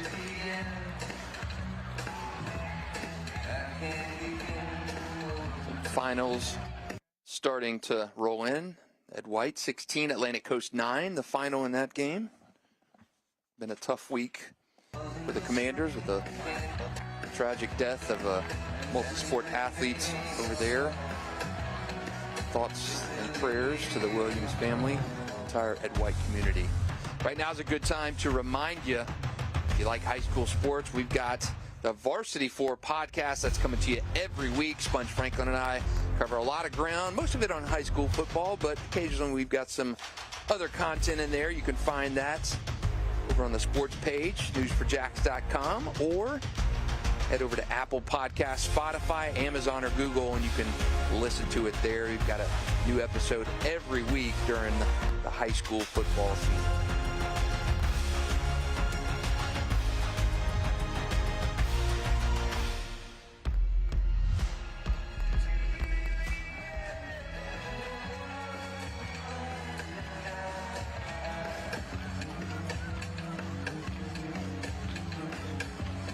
And after a little Neil Diamond interlude,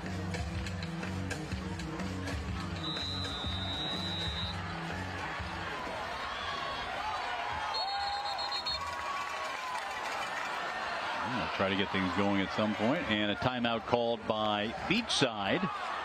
Beachside using the first timeout of the second half.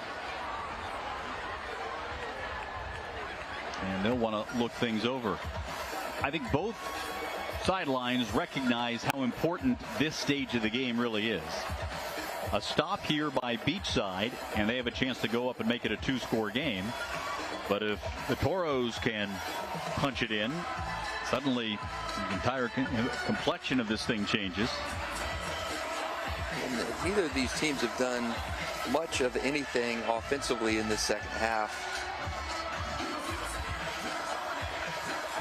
And all defense here would be a big stop for Beachside.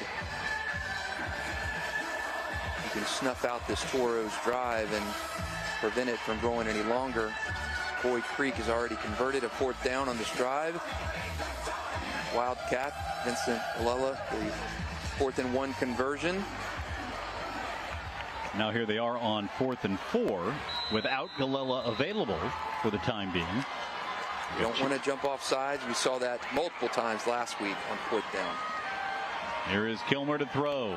Puts a lot of air under it. Going downfield, and he overshoots Zach Lloyd, incomplete. And it will go over on downs to Beachside.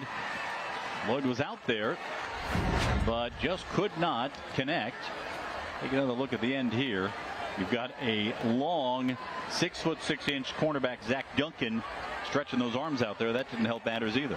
Yeah, and I think he just kind of got twisted around, body positioning on that throw, and was in the wrong body contortion. Really tracked down that pass. So Beachside holds on 4th down. As you mentioned, Cole, a drive here. Get in the end zone, you're up 2 scores. in a rivalry game on the road. Their defense playing extremely well. Eddie Jordan has been very accurate as a passer. He'll hand it off. And House driving those legs forward. Well, they blew the whistle before his forward progress was completely stopped. He kept pushing forward. They give him forward progress to the 45-yard line. And House is a little slow getting up. And now he's not getting up. He was leaning forward and putting those shoulders into the thigh pads of some defenders. And oh, if that's a cramp, he's stretching his right leg out. Hoping that's just looks like a cramp. The hamstring tightening up there.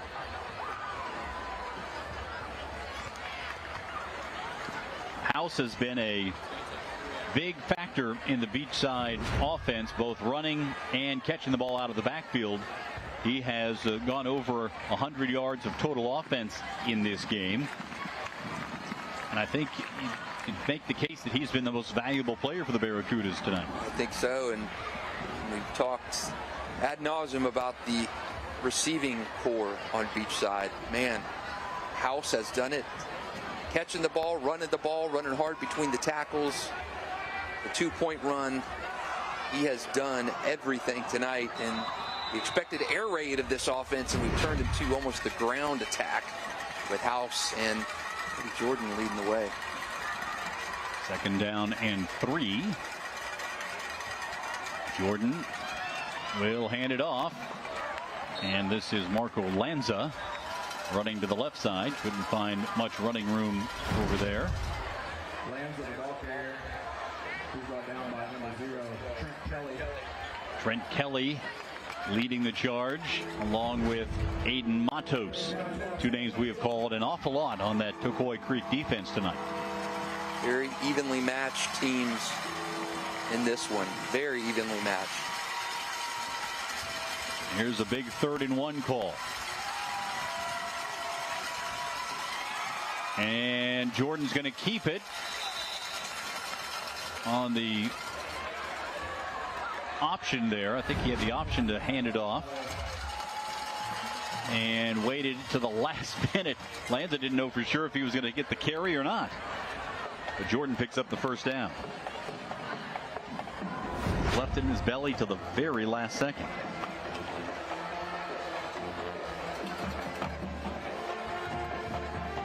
Jordan starting to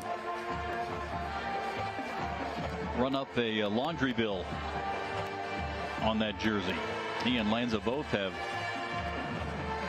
got some good stains on there. From the midfield stripe, here is Lanza running up the middle. Got 3, maybe 4.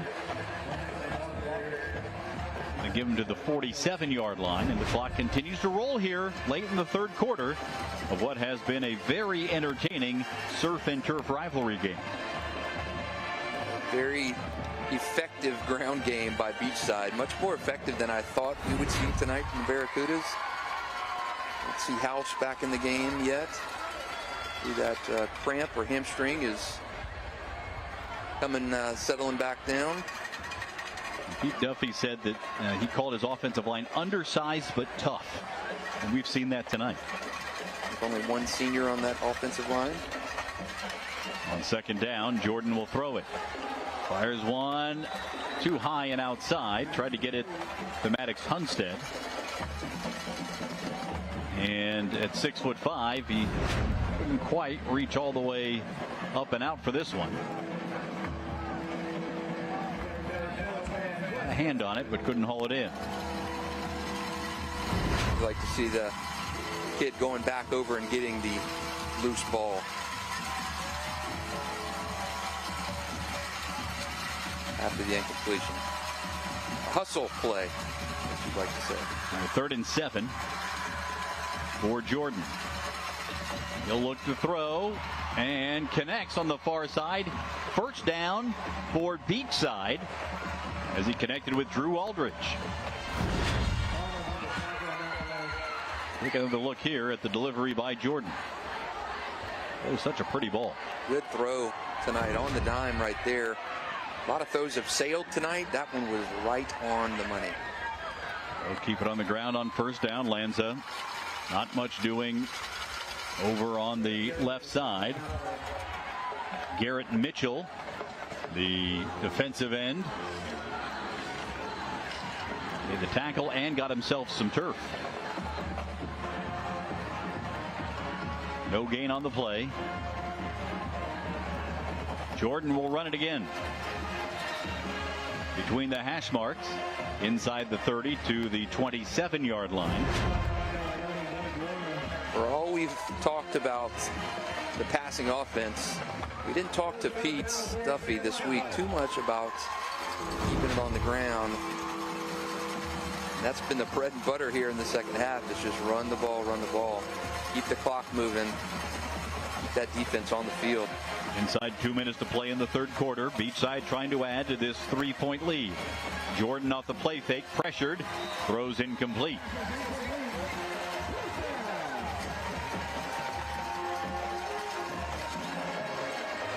And coming into this game, Jordan was averaging 7 carries for 20 yards a contest.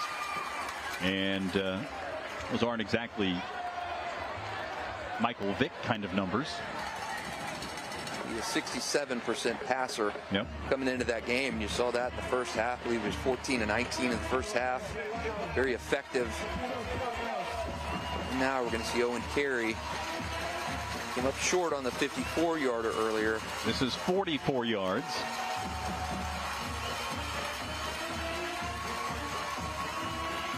As long this year is 47. This one on the way and no good.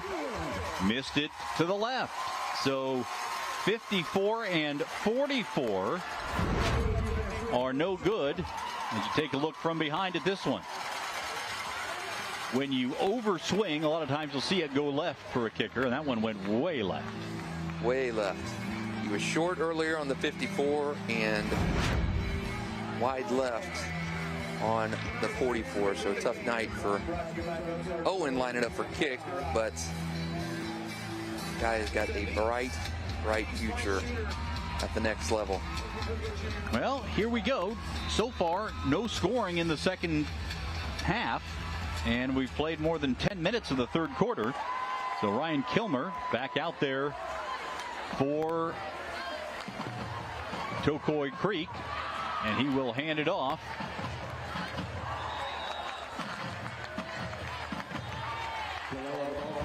And Galella back in there after missing a few plays, and he looks like he is not going to be able to stay in the ball game.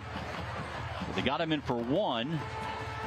Now Galella coming out, and that is a troubling sign for Tocoi Creek. Galella has been the bell cow for the Toros offense. I wonder if that's another cramp, something with his ankle. You got Santiago offset to the left. They will give it to McNeil. McNeil running up the middle. Much different kind of running back and a much different kind of result with McNeil running the football right now. Smaller, quicker, but it has been the strong physical running of Vincent Galella that has really worked for Tocoi Creek today. You hate to lose him at any point in any game, but the second half of a game where you were hitching your offense to him and he was having success every time he touched the ball. Not good for this Toros offense. Give it to him again.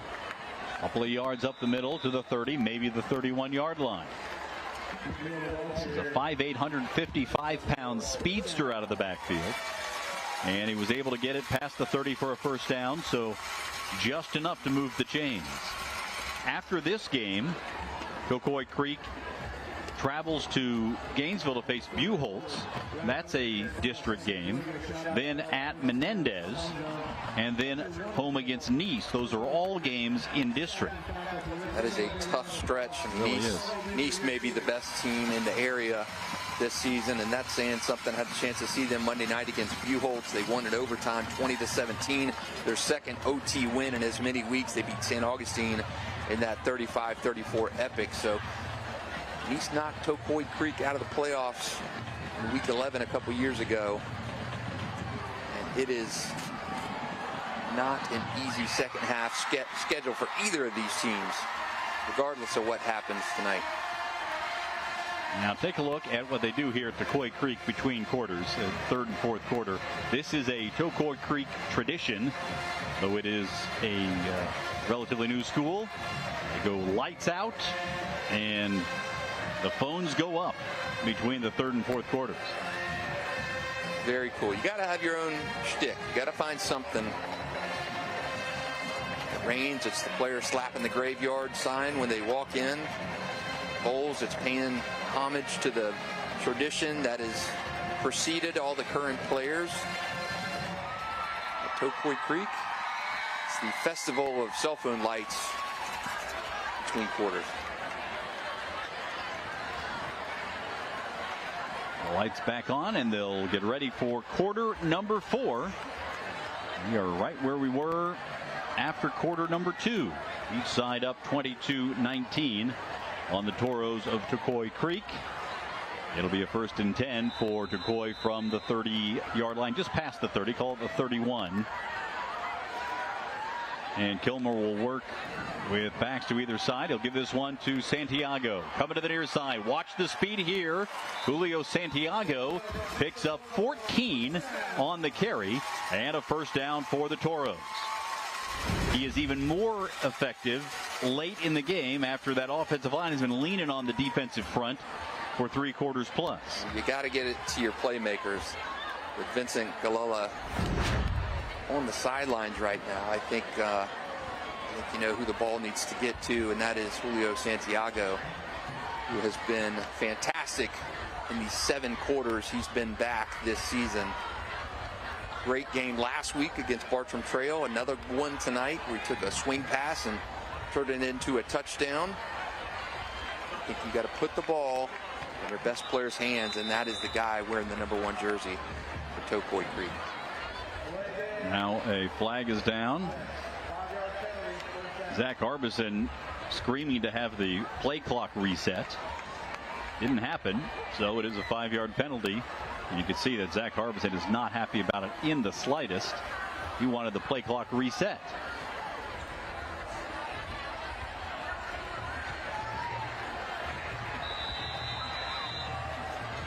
So 1st and 15. Santiago over 1,000 yards receiving for his career, and he's just a junior. He has been a difference maker most of his career. Already has offers from a couple of mid-majors, Eastern Michigan and Western Kentucky. And more to come for his career. Here's Kilmer, double clutching, firing deep, going downfield, and this one is intercepted. Oh, dropped. And dropped. Oh, goodness. Wow. Right in the arms of Zach Duncan. We talked about him with his size at 6'6", former wide receiver. That's a bad throw there. He would love to have that one back. Not even close. That's a jump ball. You got to hold that one on. You got to hold on to that one. Give credit to Devin Woods, who was basically becoming a defensive back, having to fight that ball away. And Kilmer got away with one there. Dodged a proverbial bullet. Cannot make that type of throw in the 4th quarter of a 3-point game.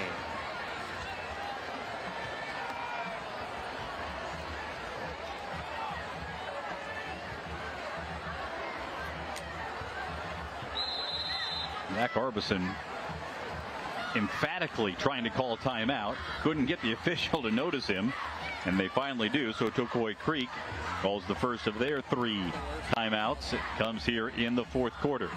Well, this has been a game of different chapters. The first 3 possessions of the game, it looked like it was going to be a runaway for Beachside.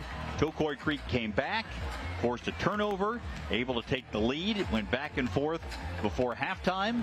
Then the 3rd quarter, we thought it might be 1st to 40 here at halftime. Instead, it has been a defensive battle in the 3rd quarter and now into the 4th. Been a great game, and I think we're positioned for a fantastic finish between number 9 Beachside and unranked Tocoi Creek. And will Beachside remain in that Super 10? You can find out Tuesday nights in the 10 o'clock news. Super 10 comes to you every week on Tuesday night and also online at News4JAX.com. But tune in around 10:45 Tuesday night. We unveil our updated News4JAX Varsity 4 Super 10 every week on Tuesday nights. Now Kilmer under pressure, throws short. It's caught by Erasmus, the tight end. And Erasmus running past the 45 to about the 46-yard line. Picks up 6, gives them a little something more manageable here after the penalty.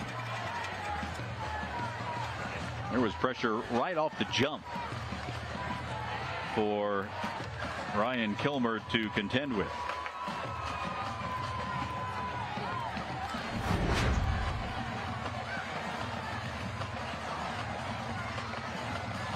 Way to get that ball out of harm's way and actually turn that negative play into a positive. On 3rd and 9, Kilmer throwing a leaping catch made by Santiago. Did he hold on? Yes, he did. Oh boy, Santiago took a shot near the helmet at the end there. Wow, that looked painful, but what a catch. How did he hold on to that one? Hope he is not hurt too bad. That did not look good. Like he hit his head hard on the ground when he came down. Head came down hard. Yeah, you can see the back of the head hitting the playing surface. Hate to see that for any player at any level, especially as one as impactful as Tocoi Creek. Julio Santiago, hope he is okay. From a tactical side, you hate to see your top player banged up. Seen Vincent Galella on the sideline, and now Julio Santiago walks off. And Galella has now come back into the ball game on 4th down and a yard. We'll see if the injury he was dealing with earlier becomes a factor here. Again, they load up with 3 in front of him in the backfield in this Wildcat power formation. Galella takes the snap, running right. He'll have the first down and more. There he goes. What a play. Galella back in the ball game and into the end zone. Touchdown to Tocoi Creek. You have got to be kidding me. Vincent Galella, banged up. He'd come out of the game between his last 2 carries.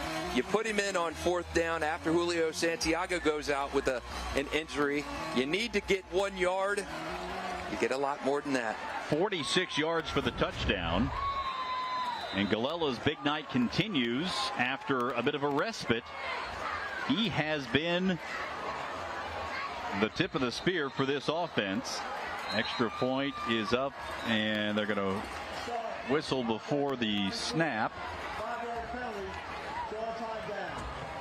And this is not good for Tocoi Creek because their first touchdown, we saw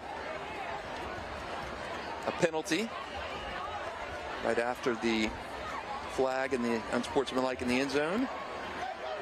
False start here. PAT was no good. They wound up having to kick off, penalize. The return from Beachside put them in excellent field position. So this is a crucial PAT. Makes it a touchdown game and not a field goal game. Zach Lloyd is the holder. Jack Tsoukalis, the kicker, and he boots this one up and good. And so with 10:04 remaining in the ball game, Tocoi Creek back on top for the 3rd time in this contest. 26-22, a 4-point lead. Thanks to the running of Vincent Galella, he has been, dare I say, the bell cow for the Toros. He has run hard and effectively in this ball game, Justin. It has been the Vincent Galella show tonight, be it running between the tackles, which he's done most of the game, like we see right there, or the 4th and 1 play where he turned it on and turned the corner and simply outran everybody to the end zone. Vincent Galella Saw the Julio Santiago show last week, and it is the Vincent Galella highlight reel tonight for the Toros. This play right here, the unbelievable highlight reel play. Vincent Galella having himself a game. He came into tonight with 379 yards rushing on the season. And he has certainly improved his stats with his performance against Beachside. And now the return out to the 30-yard line by Drew Watson.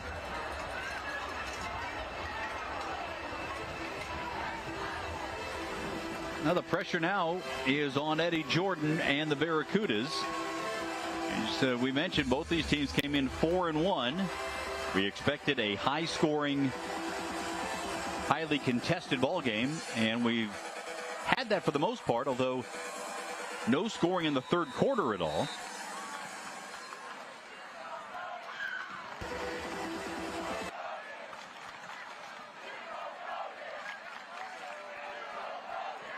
So here's Eddie Jordan and Beachside. Try to answer.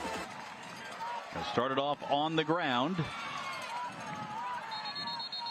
This is Lanza running the ball. We've seen Jake House have a big day running and catching the football. And he went out with what appeared to be a cramping. Really impressed by both of these offensive lines and both of these backs. Now a Beachside player down. Is that Drew Aldridge? It has been a war of attrition here in the second half. I hope that is something as simple as a cramp. I hate to see anything part of the game, but in high school, these injuries, there's a 10-game regular season. You don't have a lot of leeway for anything lasting. In high school, it's such a short period of time, as you and I both know, Cole, in an athlete's life, and very precious time. So anytime injury-wise, you hate to see it because that time is so limited in high school. So Aldrich goes off.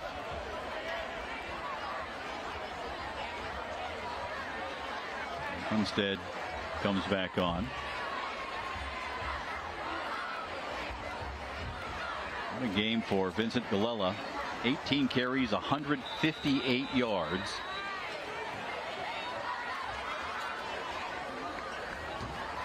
So he's approaching half as much as he had the entire first 5 games of the season. Quick throw to the near side. This one caught, and spinning down is Brendan Monaco in the arms of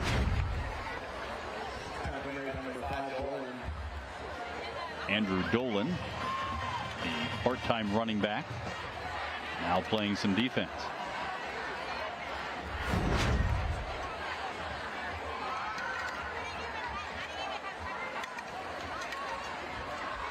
This has been another good game, Cole, in a season that has been full of them, as we've been fortunate to see.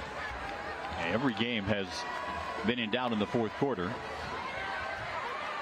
Here is Jordan on the run, dives forward near the 50-yard line.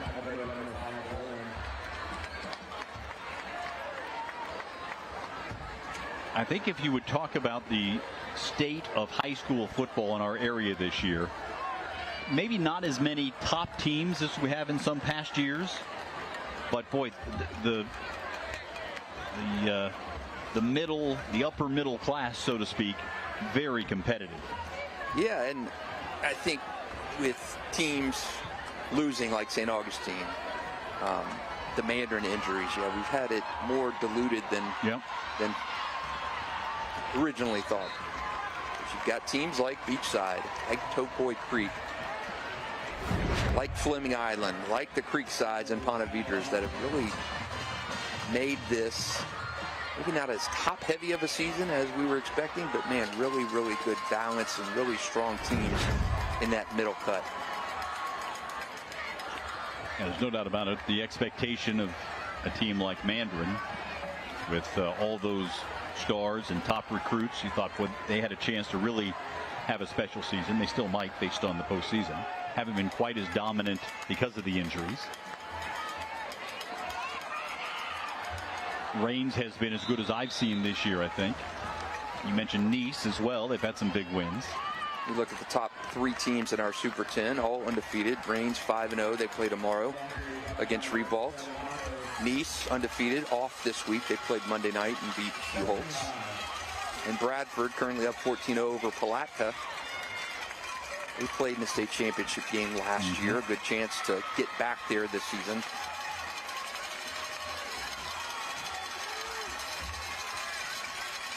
So some top tier talent at 1 through 3 and a lot of depth after that in our area. Second down and a long 4. Give it to Lanza again, and he has a first down and more. Breaks away and inside the 25-yard line. It's remarkable. The offenses of these teams have totally gone into a different mode. I mean, Beachside, pass heavy, scaled down running attack, and the ground game of Beachside have provided all the points tonight for the Barracudas. Even with Jake House out of the game right now, they have kept with the running game with Marco Lanza. And have had very, very good success going from House to Lanza. Jordan on first down. He'll run it himself. Tries to cut it back and gets a couple.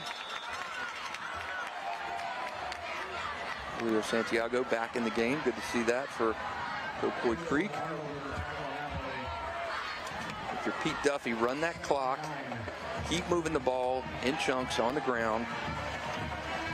Take that time away. Get something out of this drive. 2nd and 9. Again, Jordan fakes it and throws. This one is caught along the far sideline and breaking free for the touchdown. Maddox Hunstead. And Beachside is back on top. What a drive. Great drive from Beachside. Everything on the ground until at the end. You dialed up. One of the first completions on this drive. Very creative play design as well, with the fake handoff and then the rollout. It looked like Jordan was going to run the ball. Everything was run, ground, and pound. Softened up that defense, kept them on the field for a little bit of time, and the extra point is good. Beachside from 4 down to 3 up with 6:13 to play in the game. The Barracudas lead at 29-26 over Tocoi Creek.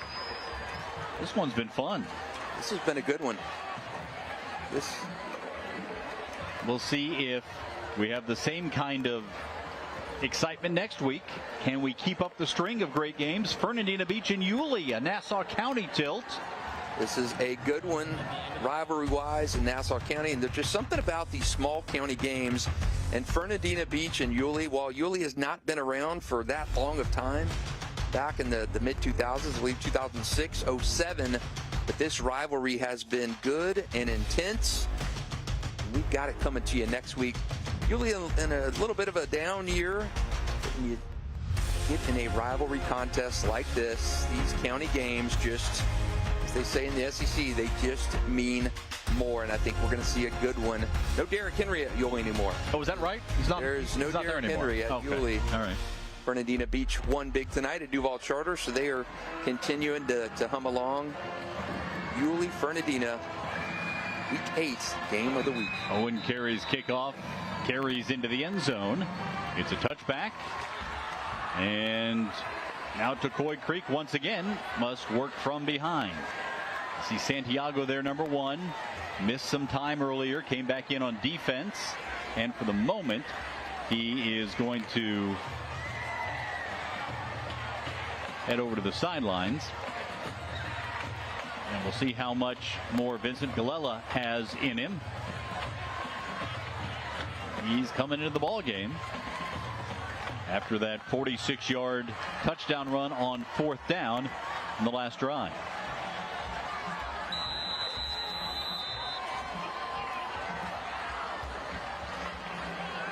First and 10 for Kilmer and company.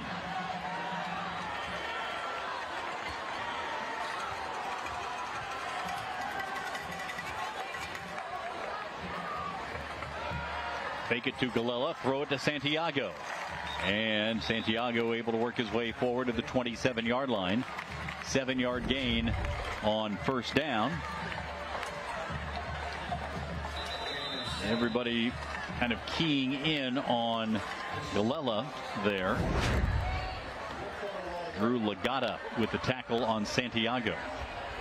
The 4th quarter water break has arrived, and we're in a 3-point game. What we expected. It has been a good one, and it's homecoming at Tocoi Creek as well, so a lot on the line here for the Toros.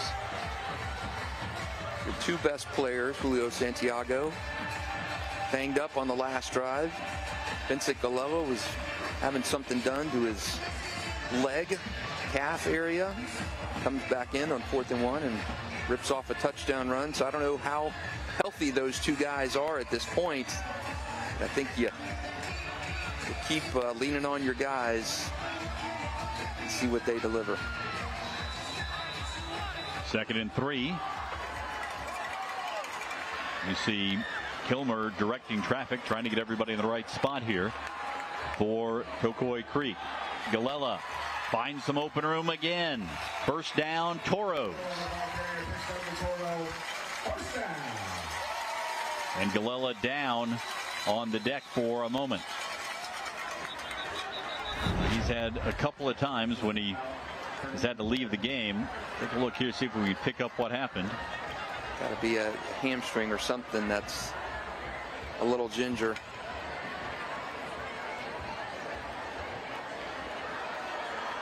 And is just gutting it out tonight. He is in pain. I don't think that's the last time we're going to see Vincent Galella on the field tonight. You see him on the sideline. Lower leg giving him some problems.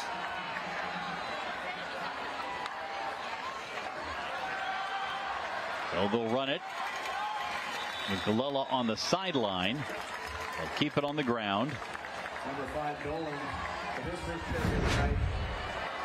And they've brought in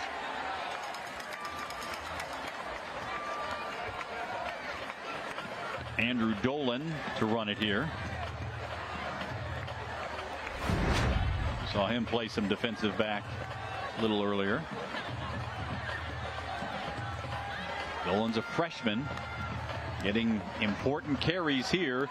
The game on the line. There he is again. He's got the 1st down into Beachside territory. How about this leaning on the freshman here in the final minutes of the game, trailing, trying to come back. It has been a back and forth game. Tocoi Creek has come back to take a lead 3 times. Here's Dolan again, running it inside the 35. It is remarkable that Tocoi Creek loses their top back, and you sub in Dolan, who has answered the call on this final drive and earlier in the game, and he has gotten this ball well into Beachside territory, come close to ripping off runs on his last 2 carries, breakaway runs. This time nothing doing on the right side. Dolan ran into the arms of Crew Casey, the 3-year starter at linebacker. Makes the big tackle. He got the interception earlier in the game. We'll keep an eye on the clock as well as we go inside 4 minutes to play in this ball game. A 3-point lead for Beachside.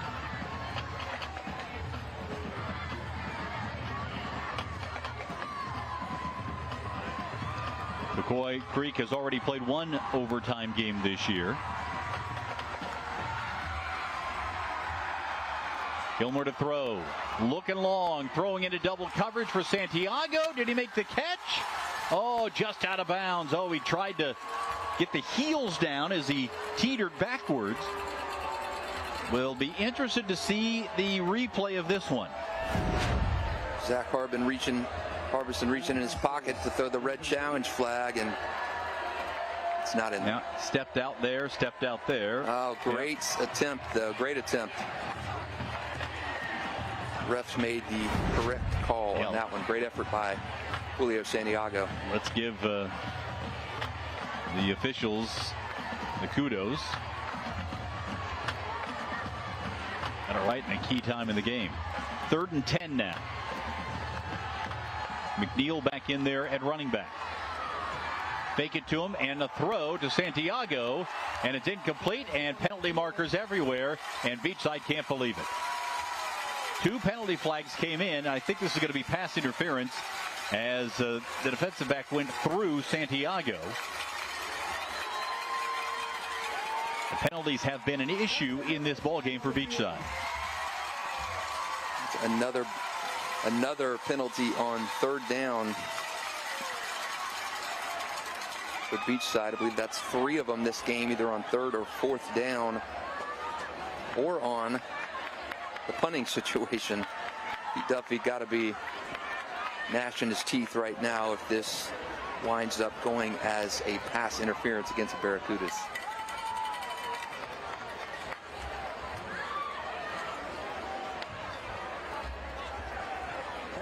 And it is going against Beachside. Let's take a look here.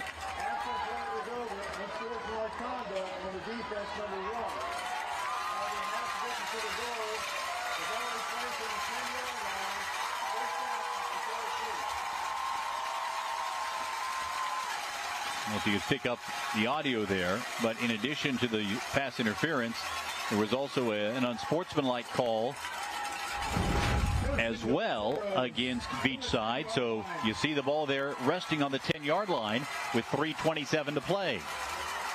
Wow. Big turn of events here.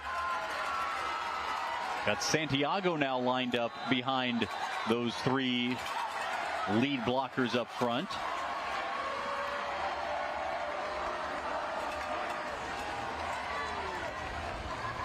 With Galella out of the game, Santiago takes the snap, and there was a movement up front.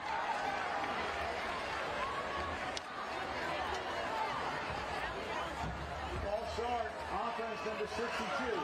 5-yard penalty, first down. Both teams have been plagued by penalties in this ball game.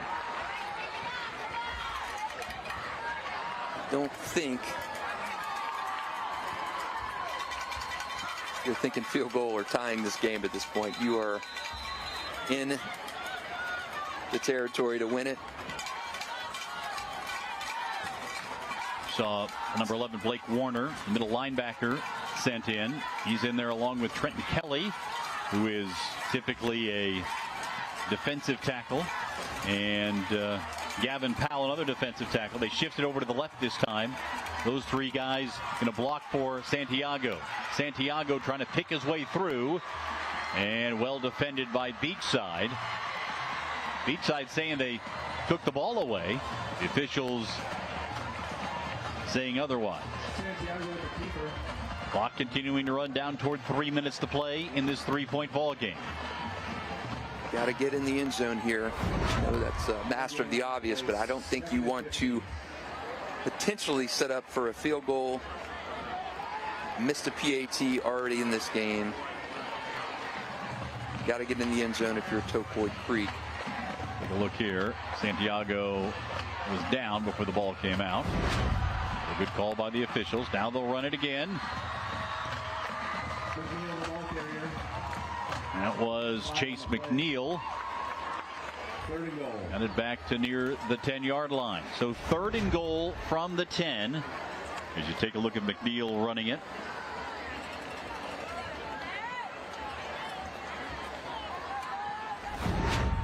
Big tackle made by Gagnon Beckstead. His clock continuing to run, and Tocoi Creek They'll let it run down as far as they can.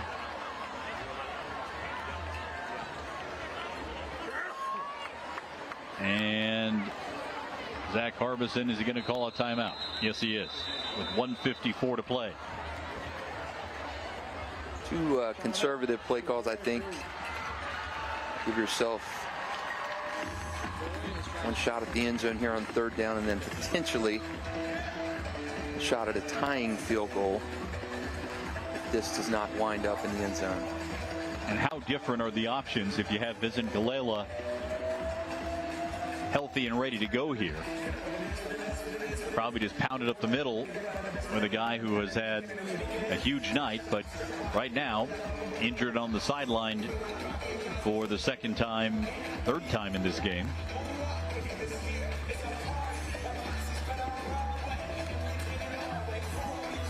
The first rivalry game between these two, 36-19 Tocoi Creek. The second one, 38-35 Tocoi Creek. And right now, Beachside clinging to a 3-point lead.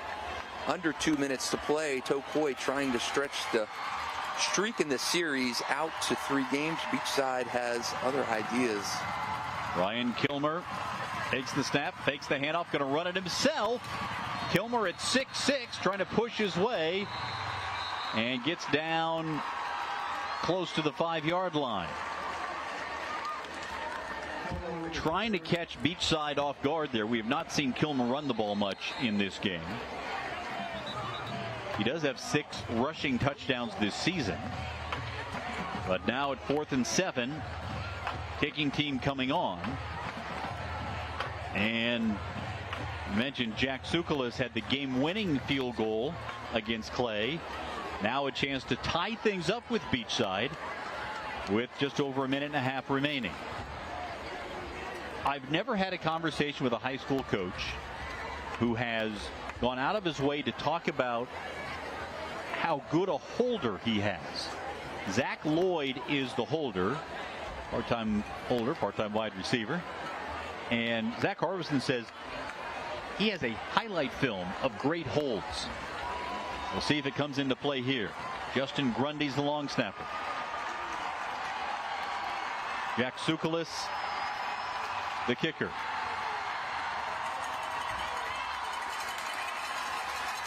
This one from 25 yards out, angled to the left on the hash mark.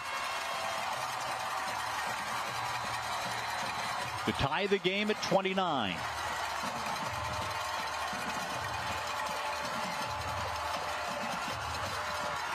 Snap is good, hold is good, kick is blocked. Beachside's got it.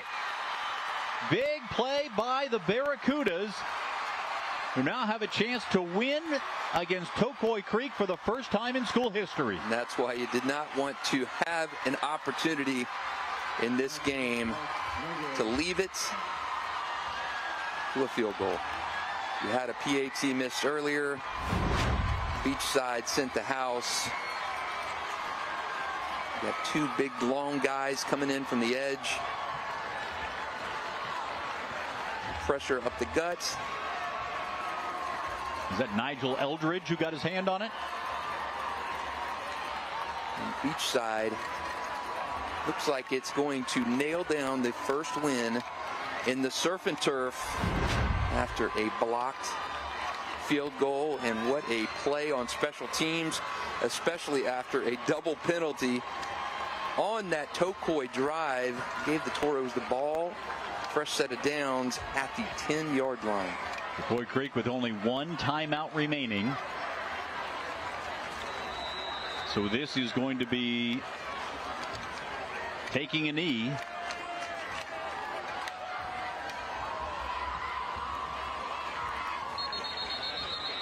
Jordan takes it and runs into the back of his center. Go back to a couple of those plays when you're Tocoi Creek. 1st and goal at the 10. You get flagged, you go back 5 yards, and then those 2 plays to me were almost plays just to burn clock and not really to take a shot at the end zone. I think Zach Harbison might want to have those back in hindsight. And how big a difference is the injury Thukalele. And he was just rolling with it, but could not remain in the game with that lower leg injury. We have got some excellent highlights from around the area, including from our game of the week that you're watching right now. Coming up tonight at 10:30 on Channel 4, our Varsity 4 show.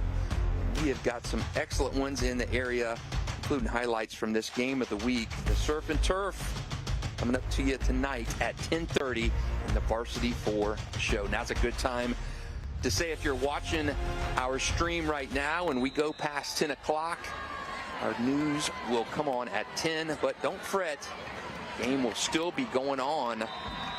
Just scroll over on our webcast on News4JAX.com. You can finish watching the last minutes of this game of the week, and it has been a good one, Cole Pepper.